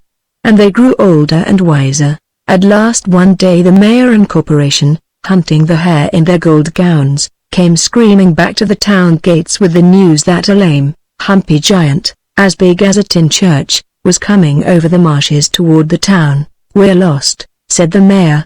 "I'd give £1,000 to anyone who could keep the giant out of the town. I know what he eats by his teeth." No one seemed to know what to do. But Johnny and Tina were listening, and they looked at each other, and ran off as fast as their boots would carry them. They ran through the forge, and down the dungeon steps, and knocked at the iron door. "Who's there?" said the dragon. "It's only us," said the children. and the dragon was so dull from having been alone for 10 years that he said, "Come in, dears, you won't hurt us, or breathe fire at us or anything?" asked Tina, and the dragon said, "Not for worlds." So they went in and talked to him, and told him what the weather was like outside, and what there was in the papers, and at last Johnny said, "There's a lame giant in the town. He wants you." "Does he?" said the dragon, showing his teeth. "If only I were out of this. If we let you loose you might manage to run away before he could catch you." "Yes, I might," answered the dragon, "but then again I mightn't." "Why, you'd never fight him?" said Tina. "No," said the dragon, "I'm all for peace, I am. You let me out, and you'll see." So the children loosed the dragon from the chains and the collar, and he broke down one end of the dungeon and went out, only pausing at the forge door to get the blacksmith to rivet his wing. He met the lame giant at the gate of the town, and the giant banged on the dragon with his club as if he were banging an iron foundry, and the dragon behaved like a smelting works all fire and smoke. It was a fearful sight, and people watched it from a distance, falling off their legs with the shock of every bang, but always getting up to look again. At last the dragon won, and the giant sneaked away across the marshes, and the dragon, who was very tired, went home to sleep, announcing his intention of eating the town in the morning. He went back into his old dungeon because he was a stranger in the town, and he did not know of any other respectable lodging. Then Tina and Johnny went to the mayor and corporation and said, "The giant is settled. Please give us the £1,000 reward." But the mayor said, "No, no, my boy. It is not you who have settled the giant, it is the dragon. I suppose you have chained him up again? When he comes to claim the reward he shall have it." "He isn't chained up yet," said Johnny. "Shall I send him to claim the reward?" But the mayor said he need not trouble, and now he offered £1,000 to anyone who would get the dragon chained up again. "I don't trust you," said Johnny. "Look how you treated my father when he chained up the dragon." But the people who were listening at the door interrupted, and said that if Johnny could fasten up the dragon again they would turn out the mayor and let Johnny be mayor in his place. For they had been dissatisfied with the mayor for some time, and thought they would like a change. So Johnny said, "Done," and off he went, hand in hand with Tina, and they called on all their little friends and said, "Will you help us to save the town?" And all the children said, "Yes, of course we will." "What fun!" "Well, then," said Tina, "you must all bring your basins of bread and milk to the forge tomorrow at breakfast time. And if ever I am mayor," said Johnny, "I will give a banquet, and you shall be invited. And we'll have nothing but sweet things from beginning to end." All the children promised, and next morning Tina and Johnny rolled their big washing tub down the winding stair. "What's that noise?" asked the dragon. "It's only a big giant breathing," said Tina. "He's gone by now." Then, when all the town children brought their bread and milk, Tina emptied it into the wash tub, and when the tub was full Tina knocked at the iron door with the grating in it and said, "May we come in?" "Oh, yes," said the dragon, "it's very dull here." So they went in, and with the help of 9 other children they lifted the washing tub in and set it down by the dragon. Then all the other children went away, and Tina and Johnny sat down and cried. "What's this?" asked the dragon. "And what's the matter?" "This is bread and milk," said Johnny. "It's our breakfast, all of it." "Well," said the dragon, "I don't see what you want with breakfast.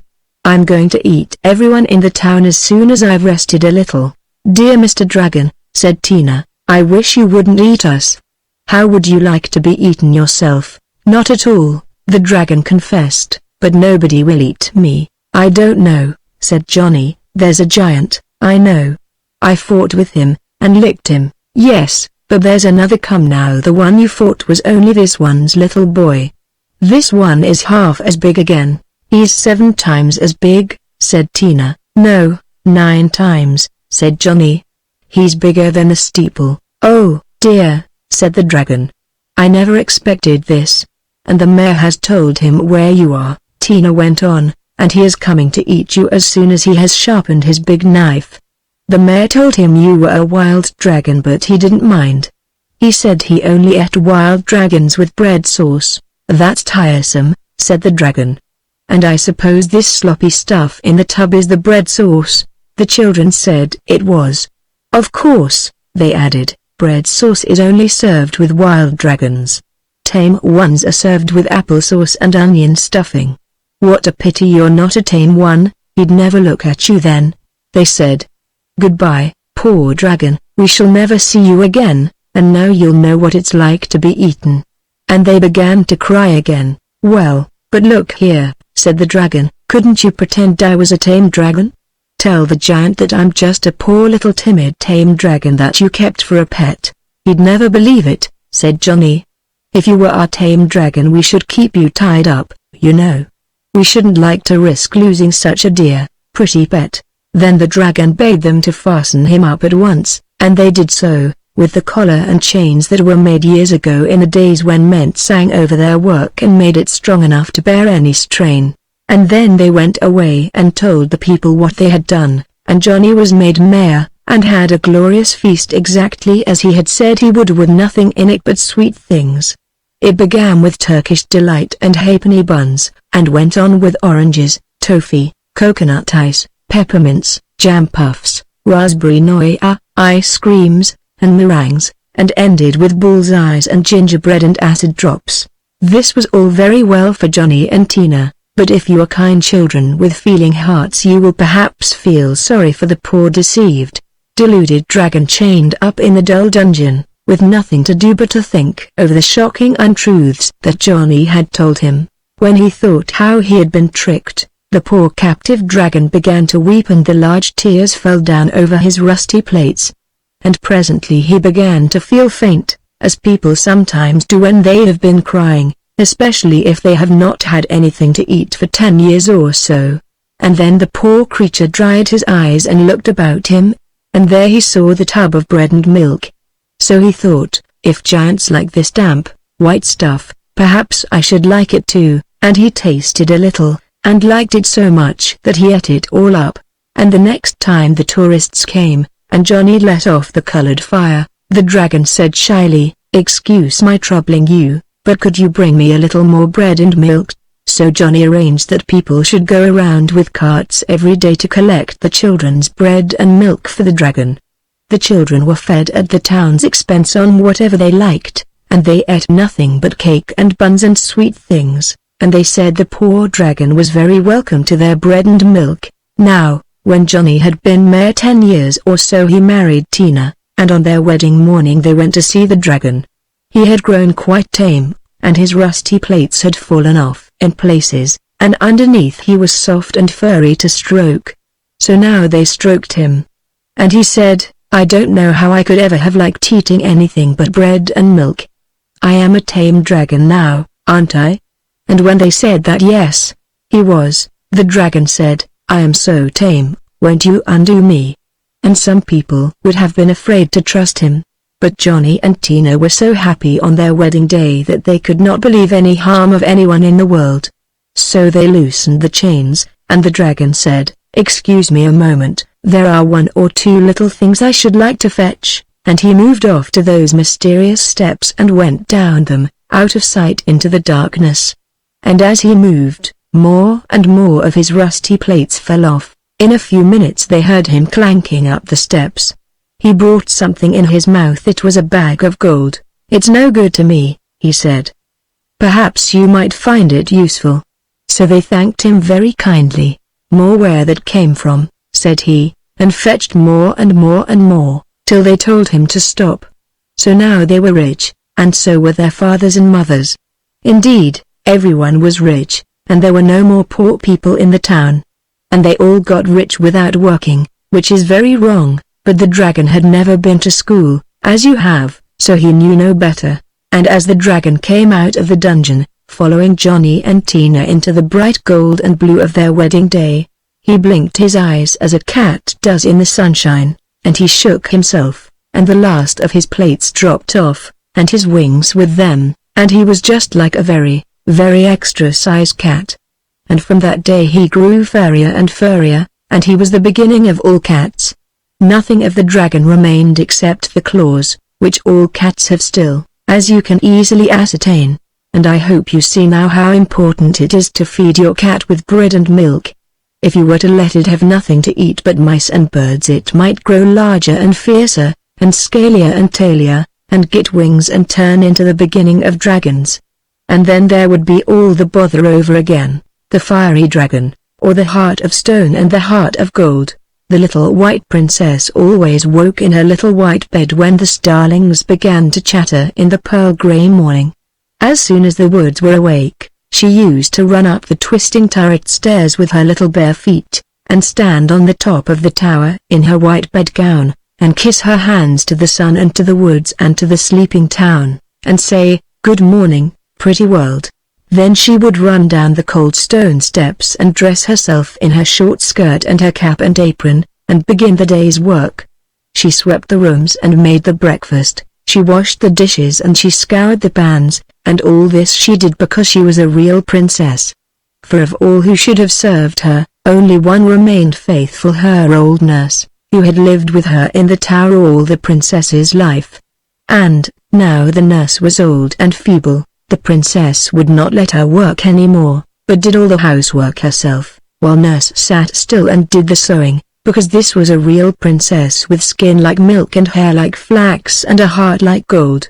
Her name was Sabrinetta, and her grandmother was Sabra, who married St. George after he had killed the dragon, and by real rights all the country belonged to her, the woods that stretched away to the mountains, the downs that sloped down to the sea, the pretty fields of corn and maize and rye, the olive orchards and the vineyards, and the little town itself with its towers and its turrets, its steep roofs and strange windows that nestled in the hollow between the sea, where the whirlpool was, and the mountains, white with snow and rosy with sunrise.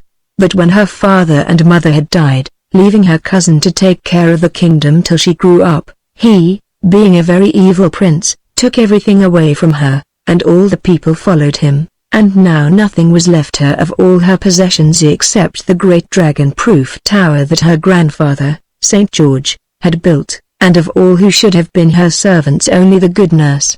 This was why Sabrinetta was the first person in all the land to get a glimpse of the wonder.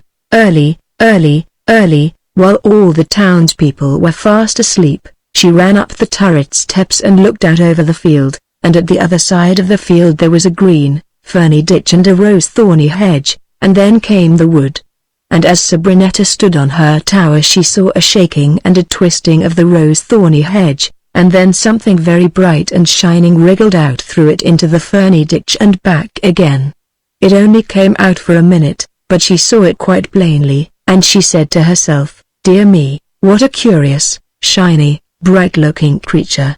If it were bigger, and if I didn't know that there have been no fabulous monsters for quite a long time now, I should almost think it was a dragon." The thing, whatever it was, did look rather like a dragon, but then it was too small, and it looked rather like a lizard, only then it was too big. It was about as long as a hearthrug. "I wish it had not been in such a hurry to get back into the wood," said Sabrinetta.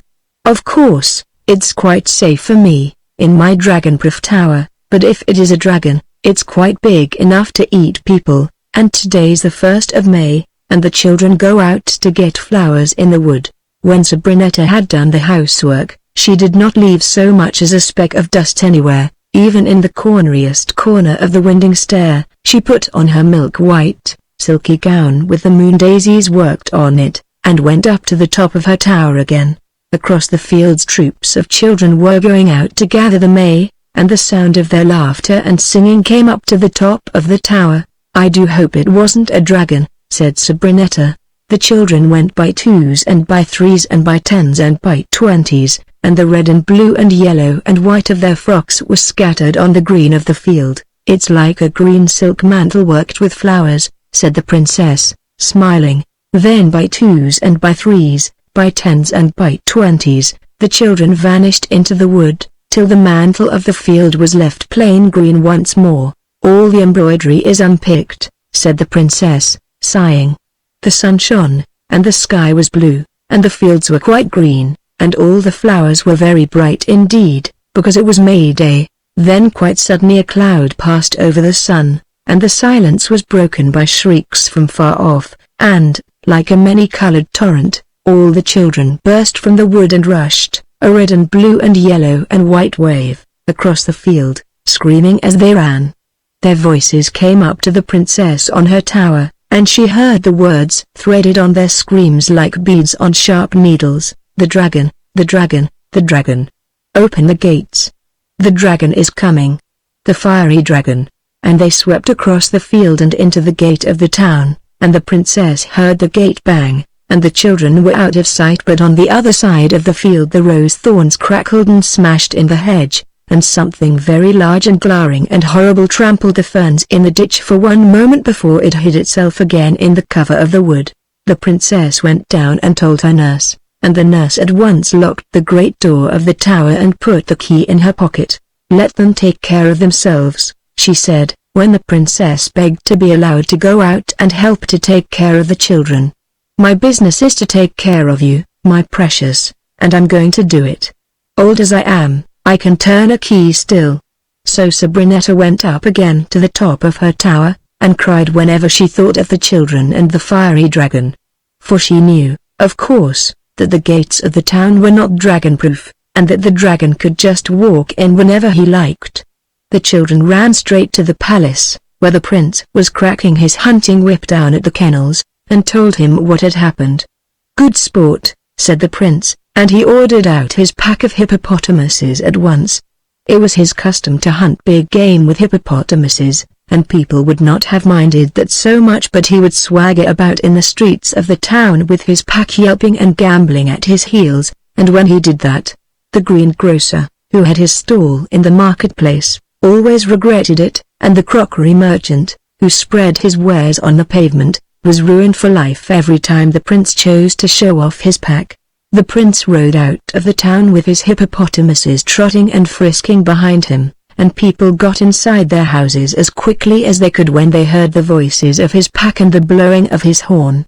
The pack squeezed through the town gates and off across country to hunt the dragon. Few of you who had not seen a pack of hippopotamuses in full cry will be able to imagine at all what the hunt was like. To begin with, hippopotamuses do not bay like hounds, they grunt like pigs, and their grunt is very big and fierce. Then, of course, no one expects hippopotamuses to jump. They just crash through the hedges and lumber through the standing corn, doing serious injury to the crops, and annoying the farmers very much. All the hippopotamuses had collars with their name and address on, but when the farmers called at the palace to complain of the injury to their standing crops, the prince always said it served them right for leaving their crops standing about in people's way, and he never paid anything at all. So now, when he and his pack went out, several people in the town whispered, "I wish the dragon would eat him," which was very wrong of them, no doubt, but then he was such a very nasty prince. They hunted by field, and they hunted by wold, they drew the woods blank, and the scent didn't lie on the downs at all. The dragon was shy, and would not show himself, but just as the prince was beginning to think there was no dragon at all, but only a cock and bull, his favorite old hippopotamus gave tongue. The prince blew his horn and shouted, "Tally-ho! Hark forward! Tantivy!" And the whole pack charged downhill toward the hollow by the wood. For there, plain to be seen, was the dragon, as big as a barge, glowing like a furnace, and spitting fire and showing his shining teeth. "The hunt is up!" cried the prince. And indeed it was. For the dragon, instead of behaving as a quarry should, and running away, ran straight at the pack, and the prince, on his elephant, had the mortification of seeing his prize pack swallowed up one by one in the twinkling of an eye, by the dragon they had come out to hunt. The dragon swallowed all the hippopotamuses just as a dog swallows bits of meat. It was a shocking sight. Of the whole of the pack that had come out sporting so merrily to the music of the horn, now not even a puppy hippopotamus was left, and the dragon was looking anxiously around to see if he had forgotten anything. The prince slipped off his elephant on the other side and ran into the thickest part of the wood. He hoped the dragon could not break through the bushes there, since they were very strong and close. He went crawling on hands and knees in a most unprince-like way, and at last, finding a hollow tree, he crept into it. The wood was very still, no crashing of branches and no smell of burning came to alarm the prince. He drained the silver hunting bottle slung from his shoulder, and stretched his legs in the hollow tree. He never shed a single tear for his poor tame hippopotamuses who had eaten from his hand and followed him faithfully in all the pleasures of the chase for so many years. For he was a false prince, with a skin like leather and hair like hearth brushes and a heart like a stone. He never shed a tear, but he just went to sleep. When he awoke it was dark. He crept out of the tree and rubbed his eyes. The wood was black about him, but there was a red glow in a dell close by. It was a fire of sticks, and beside it sat a ragged youth with long, yellow hair. All around lay sleeping forms which breathed heavily. "Who are you?" said the prince. "I'm Elfin, the pig keeper," said the ragged youth. "And who are you?" "I'm Tiresome, the prince," said the other. "And what are you doing out of your palace at this time of night?" asked the pig keeper, severely. "I've been hunting," said the prince. The pig keeper laughed. "Oh, it was you I saw, then? A good hunt, wasn't it? My pigs and I were looking on." All the sleeping forms grunted and snored, and the prince saw that they were pigs. He knew it by their manners. "If you had known as much as I do," Elfin went on, "you might have saved your pack." "What do you mean?" said Tiresome. "Why, the dragon," said Elfin. "You went out at the wrong time of day. The dragon should be hunted at night." "No, thank you," said the prince, with a shudder. "A daylight hunt is quite good enough for me, you silly pig keeper." "Oh, well," said Elfin, "do as you like about it. The dragon will come and hunt you tomorrow, as likely as not." "I don't care if he does, you silly prince. You're very rude," said Tiresome. "Oh, no, only truthful," said Elfin. "Well, tell me the truth, then. What is it that, if I had known as much as you do about, I shouldn't have lost my hippopotamuses?" "You don't speak very good English," said Elfin. "But come, what will you give me if I tell you?" "If you tell me what?" said the tiresome prince. "What you want to know?" "I don't want to know anything," said Prince Tiresome. "Then you're more of a silly even than I thought," said Elfin. "Don't you want to know how to settle the dragon before he settles you?" "It might be as well," the prince admitted. "Well, I haven't much patience at any time," said Elfin, "and now I can assure you that there's very little left." "What will you give me if I tell you?" "Half my kingdom," said the prince, "and my cousin's hand in marriage."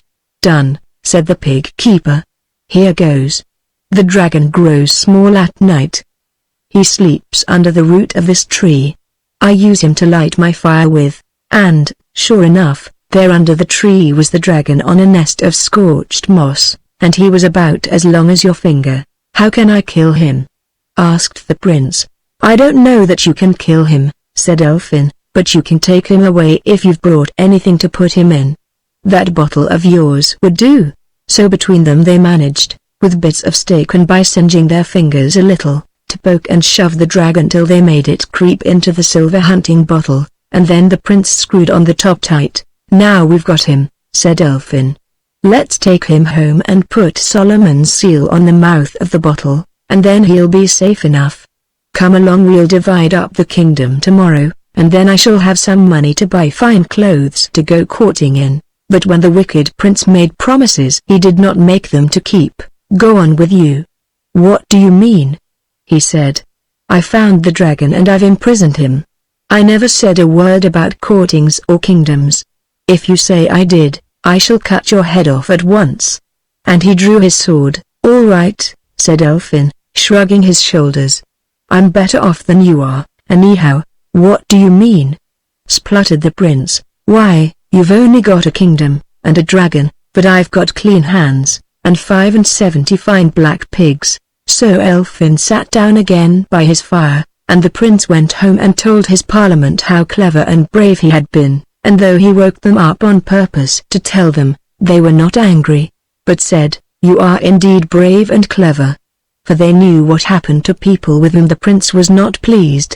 Then the prime minister solemnly put Solomon's seal on the mouth of the bottle, and the bottle was put in the treasury, which was the strongest building in the town, and was made of solid copper, with walls as thick as Waterloo Bridge. The bottle was set down among the sacks of gold, and the junior secretary to the junior clerk of the last Lord of the Treasury was appointed to sit up all night with it and see if anything happened. The junior secretary had never seen a dragon, and, what was more, he did not believe the prince had ever seen a dragon either. The prince had never been a really truthful boy, and it would have been just like him to bring home a bottle with nothing in it and then to pretend that there was a dragon inside. So the junior secretary did not at all mind being left. They gave him the key, and when everyone in the town had gone back to bed he let in some of the junior secretaries from other government departments, and they had a jolly game of hide-and-seek among the sacks of gold, and played marbles with the diamonds and rubies and pearls in the big ivory chests. They enjoyed themselves very much, but by and by the copper treasury began to get warmer and warmer, and suddenly the junior secretary cried out, "Look at the bottle." The bottle sealed with Solomon's seal had swollen to 3 times its proper size and seemed to be nearly red hot, and the air got warmer and warmer and the bottle bigger and bigger, till all the junior secretaries agreed that the place was too hot to hold them, and out they went, tumbling over each other in their haste, and just as the last got out and locked the door the bottle burst, and out came the dragon, very fiery, and swelling more and more every minute, and he began to eat the sacks of gold and crunch up the pearls and diamonds and rubies as if they were sugar. By breakfast time he had devoured the whole of the prince's treasures, and when the prince came along the street at about 11, he met the dragon coming out of the broken door of the treasury, with molten gold still dripping from his jaws.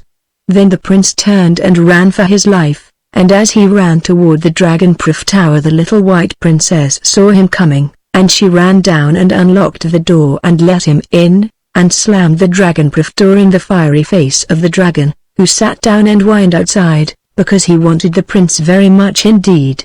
The princess took Prince Tiresome into the best room, and laid the cloth, and gave him cream and eggs and white grapes and honey and bread, with many other things, yellow and white and good to eat, and she served him just as kindly as she would have done if he had been anyone else instead of the bad prince who had taken away her kingdom and kept it for himself because she was a true princess and had a heart of gold. When he had eaten and drunk, he bade the princess to show him how to lock and unlock the door. The nurse was asleep, so there was no one to tell the princess not to, and she did. "You turn the key like this," she said, "and the door keeps shut. But turn it 9 times around the wrong way, and the door flies open," and so it did. And the moment it opened, the prince pushed the white princess out of her tower, just as he had pushed her out of her kingdom, and shut the door. For he wanted to have the tower all for himself. And there she was, in the street, and on the other side of the way the dragon was sitting whining, but he did not try to eat her, because though the old nurse did not know it, dragons cannot eat white princesses with hearts of gold. The princess could not walk through the streets of the town in her milky silky gown with the daisies on it, and with no hat and no gloves, so she turned the other way, and ran out across the meadows, toward the wood. She had never been out of her tower before, and the soft grass under her feet felt like grass of paradise. She ran right into the thickest part of the wood, because she did not know what her heart was made of, and she was afraid of the dragon, and there in a dell she came on Elfin and his 75 fine pigs. He was playing his flute, and around him the pigs were dancing cheerfully on their hind legs. "Oh, dear," said the princess, "do take care of me. I am so frightened." "I will," said Elfin, putting his arms around her. "Now you are quite safe." "What were you frightened of?" "The dragon," she said. "So it's gotten out of the silver bottle," said Elfin. "I hope it's eaten the prince." "No," said Sabrinetta. "But why?" "He told her of the mean trick that the prince had played on him. And he promised me half his kingdom and the hand of his cousin the princess," said Elfin. "Oh, dear, what a shame," said Sabrinetta, trying to get out of his arms. "How dare he? What's the matter?" he asked, holding her tighter. "It was a shame, or at least I thought so. But now he may keep his kingdom, half and whole, if I may keep what I have." "What's that?" asked the princess. "Why, you my pretty, my dear," said Elfin, "and as for the princess, his cousin, forgive me, dearest heart, but when I asked for her I hadn't seen the real princess, the only princess, My princess. Do you mean me? Said Sabrinetta. Who else? He asked. Yes, but 5 minutes ago you hadn't seen me. 5 minutes ago I was a pig keeper, now I've held you in my arms. I'm a prince, though I should have to keep pigs to the end of my days. But you haven't asked me, said the princess. You asked me to take care of you, said Elfin, and I will all my life long. So that was settled, and they began to talk of really important things, such as the dragon and the prince, and all the time Elfin did not know that this was the princess, but he knew that she had a heart of gold, and he told her so, many times. The mistake, said Elfin, was in not having a dragon-proof bottle. I see that now. Oh, is that all? Said the princess. I can easily get you one of those because everything in my tower is dragon-proof. We ought to do something to settle the dragon and save the little children. So she started off to get the bottle, but she would not let Elfin come with her. If what you say is true, she said, if you are sure that I have a heart of gold, the dragon won't hurt me, and somebody must stay with the pigs. Elfin was quite sure, so he let her go. She found the door of her tower open.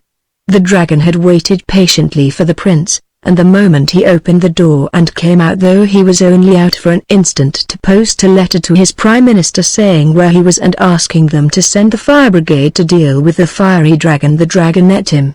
Then the dragon went back to the wood, because it was getting near his time to grow small for the night. So Sabrinetta went in and kissed her nurse and made her a cup of tea and explained what was going to happen, and that she had a heart of gold, so the dragon couldn't eat her.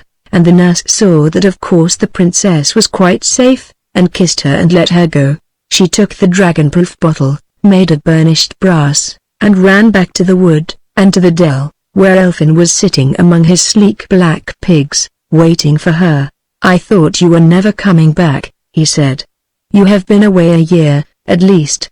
The princess sat down beside him among the pigs, and they held each other's hands till it was dark. And then the dragon came crawling over the moss, scorching it as he came, and getting smaller as he crawled, and curled up under the root of the tree. Now then, said Elfin, you hold the bottle. Then he poked and prodded the dragon with bits of stick till it crawled into the dragon-proof bottle. But there was no stopper. Never mind, said Elfin. I'll put my finger in for a stopper. No, let me, said the princess. But of course Elfin would not let her. He stuffed his finger into the top of the bottle, and the princess cried out, the sea, run for the cliffs.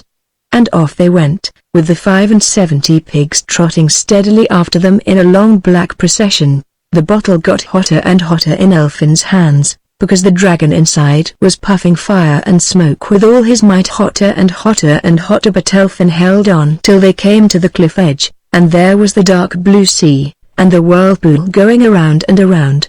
Elfin lifted the bottle high above his head and held it out between the stars and the sea, and it fell in the middle of the whirlpool. We've saved the country, said the princess. You've saved the little children. Give me your hands. I can't, said Elfin. I shall never be able to take your dear hands again. My hands are burnt off. And so they were. There were only black cinders where his hands ought to have been. The princess kissed them, and cried over them, and tore pieces of her silky milky gown to tie them up with, and the two went back to the tower and told the nurse all about everything. And the pigs sat outside and waited. He is the bravest man in the world, said Sabrinetta. He has saved the country and the little children, but, oh, his hands, his poor, dear, darling hands. Here the door of the room opened, and the oldest of the 75 pigs came in. It went up to Elfin and rubbed itself against him with little loving grunts. See the dear creature, said the nurse, wiping away a tear. It knows, it knows. Sabrinetta stroked the pig, because Elfin had no hands for stroking or for anything else. The only cure for a dragon burn, said the old nurse, is pig's fat, and well that faithful creature knows it. I wouldn't for a kingdom, cried Elfin, stroking the pig as best he could with his elbow. Is there no other cure? Asked the princess. Here another pig put its black nose in at the door, and then another and another, till the room was full of pigs, a surging mass of rounded blackness, pushing and struggling to get at Elfin, and grunting softly in the language of true affection. "There is one other," said the nurse. "The dear, affectionate beasts, they all want to die for you." "What is the other cure?" said Sabrinetta anxiously. "If a man is burnt by a dragon," said the nurse, "and a certain number of people are willing to die for him, it is enough if each should kiss the burn and wish it well in the depths of his loving heart." "The number? The number?" cried Sabrinetta. 77, said the nurse. "We have only 75 pigs," said the princess, "and with me that's 76. It must be 77, and I really can't die for him, so nothing can be done," said the nurse, sadly. "He must have cork hands." "I knew about the 77 loving people," said Elfin. "But I never thought my dear pigs loved me so much as all this, and my dear too, and, of course, that only makes it more impossible. There's one other charm that cures dragon burns, though, but I'd rather be burned black all over than marry anyone but you, my dear, my pretty." "Why, who must you marry to cure your dragon burns?" asked Sabrinetta, a princess. "That's how St. George cured his burns." "There now. Think of that," said the nurse. "And I never heard tell of that cure, old as I am." But Sabrinetta threw her arms round Elfin's neck, and held him as though she would never let him go. "Then it's all right, my dear, brave, precious Elfin," she cried, "for I am a princess, and you shall be my prince. Come along, nurse, don't wait to put on your bonnet. We'll go and be married this very moment." So they went, and the pigs came after, moving in stately blackness, 2 by 2. And, the minute he was married to the princess, Elfin's hands got quite well. And the people, who were weary of Prince Tarsem and his hippopotamuses, hailed Sabrinetta and her husband as rightful sovereigns of the land. Next morning the prince and princess went out to see if the dragon had been washed ashore. They could see nothing of him, but when they looked out toward the whirlpool they saw a cloud of steam, and the fishermen reported that the water for miles around was hot enough to shave with. And as the water is hot there to this day, we may feel pretty sure that the fierceness of that dragon was such that all the waters of all the sea were not enough to cool him. The whirlpool is too strong for him to be able to get out of it, so there he spins round and around forever and ever, doing some useful work at last, and warming the water for poor fisher folk to shave with. The prince and princess rule the land well and wisely. The nurse lives with them, and does nothing but fine sewing, and only that when she wants to very much. The prince keeps no hippopotamuses, and is consequently very popular.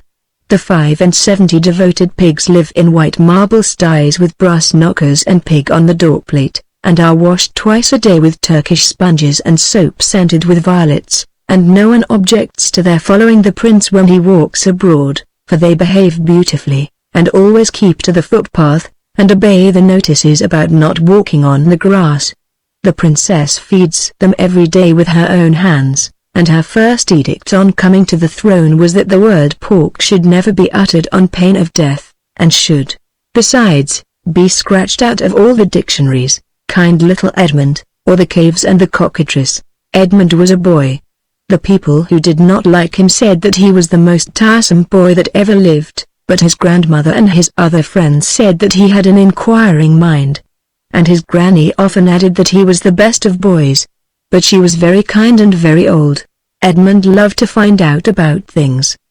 Perhaps you will think that in that case he was constant in his attendance at school, since there, if anywhere, we may learn whatever there is to be learned. But Edmund did not want to learn things, he wanted to find things out, which is quite different. His inquiring mind led him to take clocks to pieces to see what made them go, to take locks off doors to see what made them stick. It was Edmund who cut open the India rubber ball to see what made it bounce, and he never did see, any more than you did when you tried the same experiment. Edmund lived with his grandmother. She loved him very much, in spite of his inquiring mind, and hardly scolded him at all when he frizzled up her tortoiseshell comb in his anxiety to find out whether it was made of real tortoiseshell or of something that would burn. Edmund went to school, of course, now and then, and sometimes he could not prevent himself from learning something, but he never did it on purpose. "It is such waste of time," said he. "They only know what everybody knows, I want to find out new things that nobody has thought of but me. I don't think you're likely to find out anything that none of the wise men in the whole world have thought of all these thousands of years," said Granny. But Edmund did not agree with her. He played truant whenever he could, for he was a kind-hearted boy, and could not bear to think of a master's time and labor being thrown away on a boy like himself who did not wish to learn, only to find out when there were so many worthy lads thirsting for instruction in geography and history and reading and ciphering, and Mr. Smiles's self-help. Other boys played truant too, of course, and these went nutting or blackberrying or wild plum gathering, but Edmund never went on the side of the town where the greenwoods and hedges grew. He always went up the mountain where the great rocks were, and the tall, dark pine trees, and where other people were afraid to go because of the strange noises that came out of the caves. Edmund was not afraid of these noises, though they were very strange and terrible. He wanted to find out what made them. One day he did. He had invented, all by himself, a very ingenious and new kind of lantern, made with a turnip and a tumbler, and when he took the candle out of Granny's bedroom candlestick to put in it, it gave quite a splendid light. He had to go to school next day, and he was caned for being absent without leave, although he very straightforwardly explained that he had been too busy making the lantern to have time to come to school. But the day after he got up very early and took the lunch Granny had ready for him to take to school, 2 boiled eggs and an apple turnover, and he took his lantern and went off as straight as a dart to the mountains to explore the caves. The caves were very dark, but his lantern lighted them up beautifully, and they were most interesting caves, with stalactites and stalagmites and fossils, and all the things you read about in the instructive books for the young. But Edmund did not care for any of these things just then. He wanted to find out what made the noises that people were afraid of, and there was nothing in the caves to tell him. Presently he sat down in the biggest cave and listened very carefully, and it seemed to him that he could distinguish 3 different sorts of noises. There was a heavy rumbling sound, like a very large old gentleman asleep after dinner, and there was a smaller sort of rumble going on at the same time, and there was a sort of crowing, clucking sound, such as a chicken might make if it happened to be as big as a haystack. "It seems to me," said Edmund to himself, "that the clucking is nearer than the others." So he started up again and explored the caves once more. He found out nothing, but about halfway up the wall of the cave, he saw a hole. And, being a boy, he climbed up to it and crept in, and it was the entrance to a rocky passage. And now the clucking sounded more plainly than before, and he could hardly hear the rumbling at all. "I am going to find out something at last," said Edmund, and on he went. The passage wound and twisted and turned and wound, but Edmund kept on. "My lantern's burning better and better," said he presently, but the next minute he saw that all the light did not come from his lantern. It was a pale yellow light, and it shone down the passage far ahead of him through what looked like the chink of a door. "I expect it's the fire in the middle of the earth," said Edmund, who had not been able to help learning about that at school. But quite suddenly the fire ahead gave a pale flicker and went down, and the clucking ceased. The next moment Edmund turned a corner and found himself in front of a rocky door. The door was ajar. He went in, and there was a round cave, like the dome of St. Paul's. In the middle of the cave was a hole like a very big hand-washing basin, and in the middle of the basin Edmund saw a large pale person sitting. This person had a man's face and a griffin's body, and big feathery wings, and a snake's tail, and a cock's comb and neck feathers. "Whatever are you?" said Edmund. "I'm a poor starving cockatrice," answered the pale person in a very faint voice, "and I shall die. Oh, I know I shall. My fire's gone out. I can't think how it happened. I must have been asleep. I have to stir it 7 times round with my tail once in 100 years to keep it alight, and my watch must have been wrong. And now I shall die." I think I have said before what a kind-hearted boy Edmund was. "Cheer up," said he. "I'll light your fire for you." And off he went, and in a few minutes he came back with a great armful of sticks from the pine trees outside, and with these and a lesson book or 2 that he had forgotten to lose before, and which, quite by an oversight, was safe in his pocket. He lit a fire all around the cockatrice. The wood blazed up, and presently something in the basin caught fire, and Edmund saw that it was a sort of liquid that burned like the brandy in a snapdragon. And now the cockatrice stirred it with his tail and flapped his wings in it so that some of it splashed out on Edmund's hand and burnt it rather badly. But the cockatrice grew red and strong and happy, and its comb grew scarlet, and its feathers glossy, and it lifted itself up and crowed cock-a-trice-a-doodle-doo. Very loudly and clearly. Edmund's kindly nature was charmed to see the cockatrice so much improved in health, and he said, "Don't mention it." Delighted, I'm sure, when the cockatrice began to thank him. "But what can I do for you?" said the creature. "Tell me stories," said Edmund. "What about?" said the cockatrice. "About true things that they don't know at school," said Edmund. So the cockatrice began, and he told him about mines and treasures and geological formations, and about gnomes and fairies and dragons, and about glaciers and the Stone Age and the beginning of the world, and about the unicorn and the phoenix, and about magic, black and white. And Edmund ate his eggs and his turn over, and listened. And when he got hungry again he said goodbye and went home. But he came again the next day for more stories, and the next day, and the next, for a long time. He told the boys at school about the cockatrice and his wonderful true tales, and the boys liked the stories, but when he told the master he was caned for untruthfulness. "But it's true," said Edmund. "Just you look where the fire burnt my hand. I see you've been playing with fire into mischief as usual," said the master, and he caned Edmund harder than ever. The master was ignorant and unbelieving, but I am told that some schoolmasters are not like that. Now, one day Edmund made a new lantern out of something chemical that he sneaked from the school laboratory. And with it he went exploring again to see if he could find the things that made the other sorts of noises. And in quite another part of the mountain he found a dark passage, all lined with brass, so that it was like the inside of a huge telescope, and at the very end of it he found a bright green door. There was a brass plate on the door that said Mrs. D. Knock and ring, and a white label that said "Call me at 3. Edmund had a watch. It had been given to him on his birthday 2 days before, and he had not yet had time to take it to pieces and see what made it go, so it was still going. He looked at it now.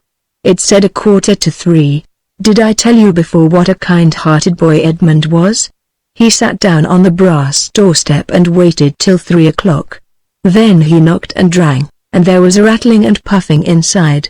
The great door flew open, and Edmund had only just time to hide behind it when out came an immense yellow dragon, who wriggled off down the brass cave like a long, rattling worm, or perhaps more like a monstrous centipede.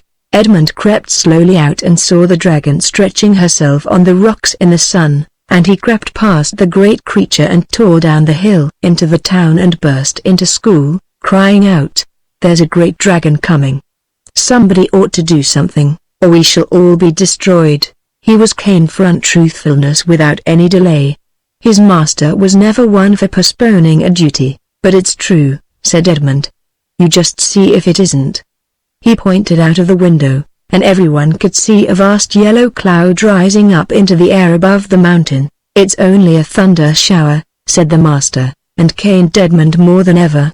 This master was not like some masters I know.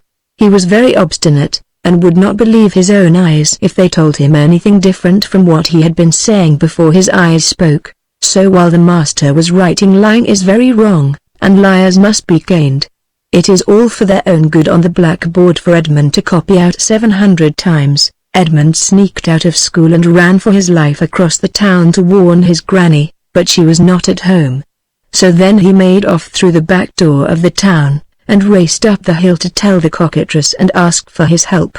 It never occurred to him that the cockatrice might not believe him. You see, he had heard so many wonderful tales from him and had believed them all, and when you believe all a person's stories they ought to believe yours. This is only fair. At the mouth of the cockatrice's cave Edmund stopped, very much out of breath, to look back at the town. As he ran he had felt his little legs tremble and shake, while the shadows of the great yellow cloud fell upon him. Now he stood once more between warm earth and blue sky, and looked down on the green plain dotted with fruit trees and red-roofed farms and plots of gold corn. In the middle of that plain the great town lay, with its strong walls with the holes pierced for the arches, and its square towers with holes for dropping melted lead on the heads of strangers, its bridges and its steeples, the quiet river edged with willow and alder, and the pleasant green garden place in the middle of the town, where people sat on holidays to smoke their pipes and listen to the band. Edmund saw it all, and he saw, too, creeping across the plain, marking her way by a black line as everything withered at her touch, the great yellow dragon, and he saw that she was many times bigger than the whole town. "Oh, my poor, dear granny," said Edmund, for he had a feeling heart, "as I ought to have told you before." The yellow dragon crept nearer and nearer, licking her greedy lips with her long red tongue, and Edmund knew that in the school his master was still teaching earnestly and still not believing Edmund's tale the least little bit. "He'll jolly well have to believe it soon, anyhow," said Edmund to himself. "And though he was a very tender-hearted boy, I think it only fair to tell you that he was this. I am afraid he was not as sorry as he ought to have been to think of the way in which his master was going to learn how to believe what Edmund said." Then the dragon opened her jaws wider and wider and wider. Edmund shut his eyes, for though his master was in the town, the amiable Edmund shrank from beholding the awful sight. When he opened his eyes again there was no town, only a bare place where it had stood, and the dragon licking her lips and curling herself up to go to sleep, just as Kitty does when she has quite finished with a mouse. Edmund gasped once or twice, and then ran into the cave to tell the cockatrice. "Well," said the cockatrice thoughtfully, when the tale had been told. "What then? I don't think you quite understand," said Edmund gently. "The dragon has swallowed up the town. Does it matter?" said the cockatrice. "But I live there," said Edmund blankly. "Never mind," said the cockatrice, turning over in the pool of fire to warm its other side, which was chilly, because Edmund had, as usual, forgotten to close the cave door. "You can live here with me." "I'm afraid I haven't made my meaning clear," said Edmund patiently. "You see, my granny is in the town, and I can't bear to lose my granny like this." "I don't know what a granny may be," said the cockatrice, who seemed to be growing weary of the subject, "but if it's a possession to which you attach any importance—" "Of course it is," said Edmund, losing patience at last. "Oh, do help me." "What can I do?" "If I were you," said his friend, stretching itself out in the pool of flame so that the waves covered him up to his chin, "I should find the drakling and bring it here." "But why?" said Edmund. He had gotten into the habit of asking why at school, and the master had always found it trying. As for the cockatrice, he was not going to stand that sort of thing for a moment. "Oh, don't talk to me," he said, splashing angrily in the flames. "I give you advice. Take it or leave it. I shan't bother about you anymore.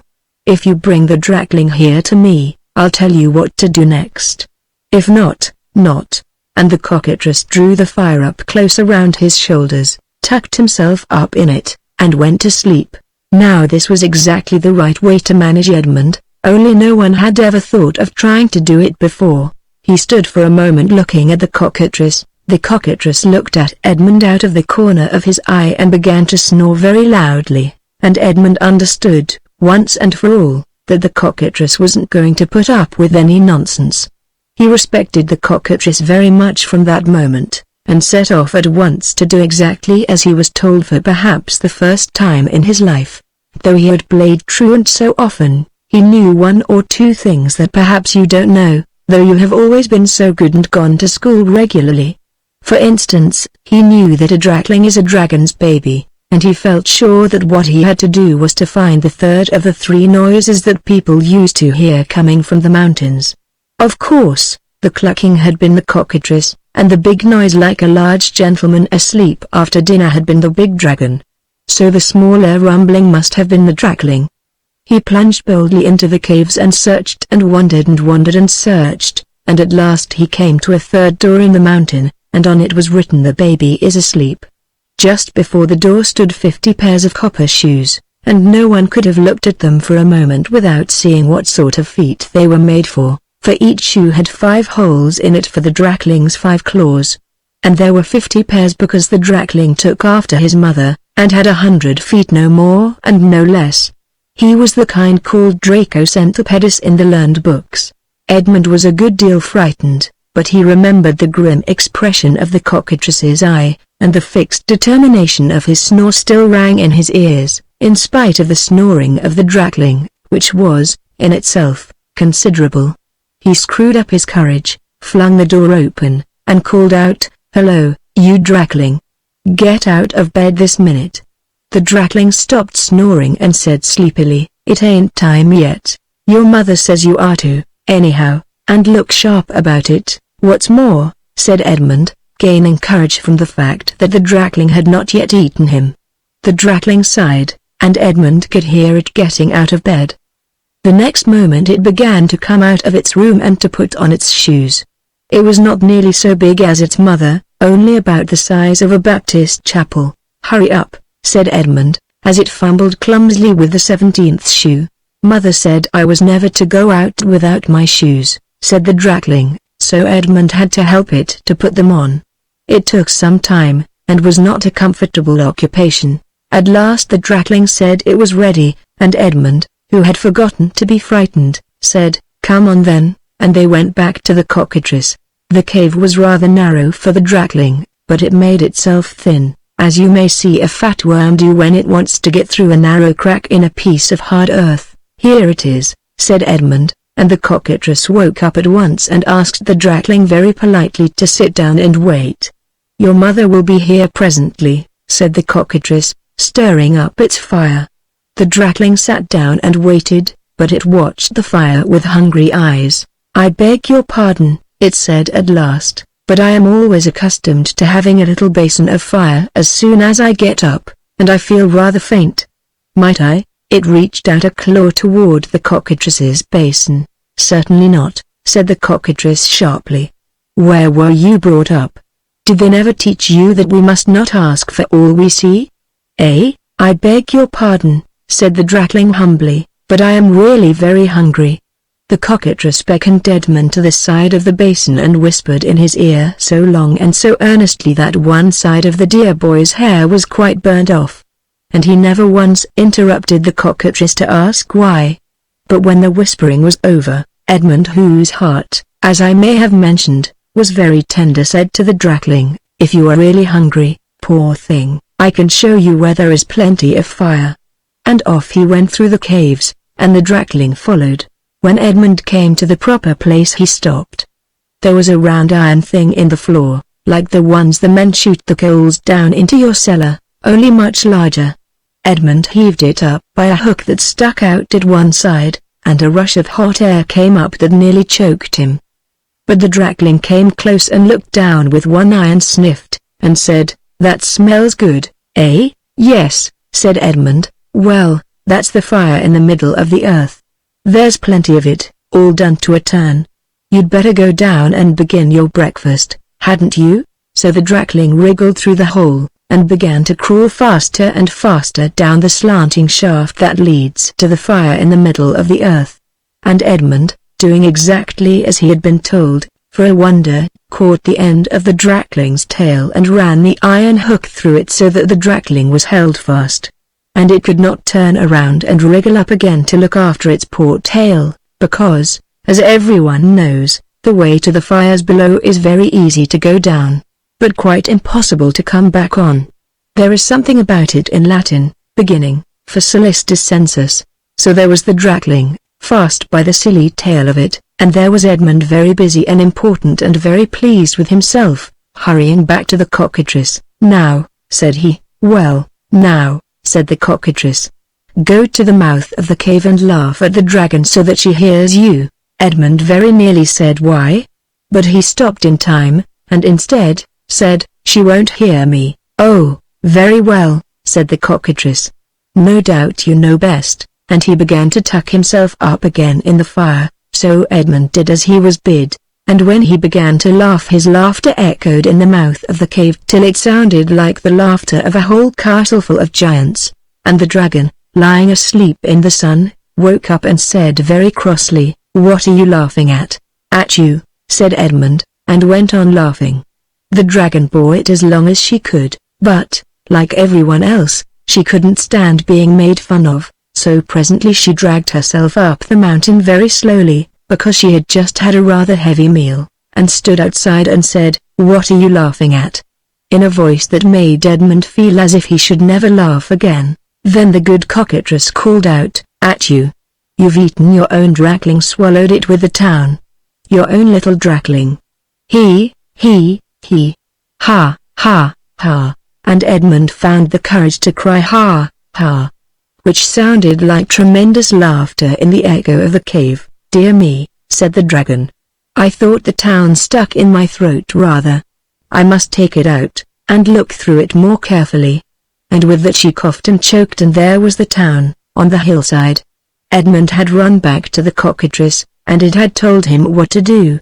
So before the dragon had time to look through the town again for her drakling, the voice of the drakling itself was heard howling miserably from inside the mountain, because Edmund was pinching its tail as hard as he could in the round iron door, like the one where the men pour the coals out of the sacks into the cellar. And the dragon heard the voice and said, "Why, whatever is the matter with baby? He's not here," and made herself thin, and crept into the mountain to find her drakling. The cockatrice kept on laughing as loud as it could, and Edmund kept on pinching, and presently the great dragon, very long and narrow she had made herself, found her head where the round hole was with the iron lid. Her tail was a mile or two off outside the mountain. When Edmund heard her coming he gave one last nip to the drakling's tail, and then heaved up the lid and stood behind it, so that the dragon could not see him. Then he loosed the drakling's tail from the hook, and the dragon peeped down the hole just in time to see her drakling's tail disappear down the smooth, slanting shaft with one last squeak of pain. Whatever may have been the poor dragon's other faults, she was an excellent mother. She plunged headfirst into the hole, and slid down the shaft after her baby. Edmund watched her head go and then the rest of her. She was so long, now she had stretched herself thin, that it took all night.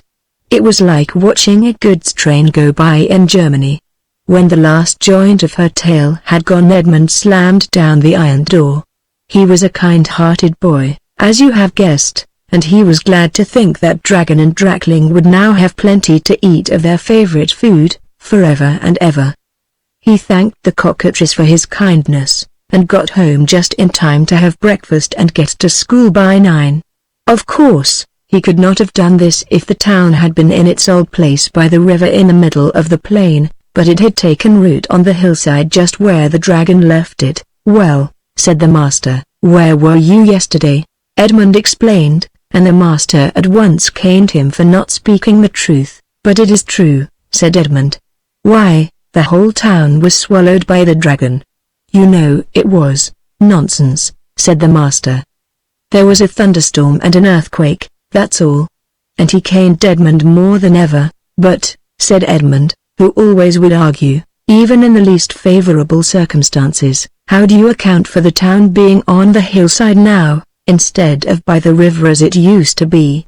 "It was always on the hillside," said the master. And all the class said the same, for they had more sense than to argue with a person who carried a cane.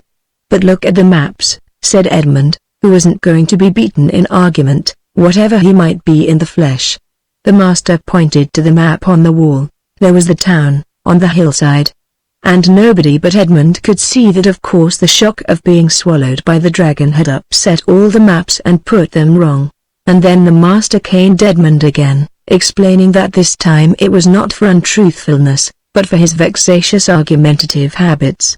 This will show you what a prejudiced and ignorant man Edmund's master was, how different from the revered head of the nice school where your good parents are kind enough to send you. The next day Edmund thought he would prove his tale by showing people the cockatrice, and he actually persuaded some people to go into the cave with him, but the cockatrice had bolted himself in and would not open the door, so Edmund got nothing by that except a scolding for taking people on a wild goose chase. "A wild goose," said they, "is nothing like a cockatrice," and poor Edmund could not say a word, though he knew how wrong they were. The only person who believed him was his granny. But then she was very old and very kind, and had always said he was the best of boys. Only one good thing came of all this long story. Edmund has never been quite the same boy since.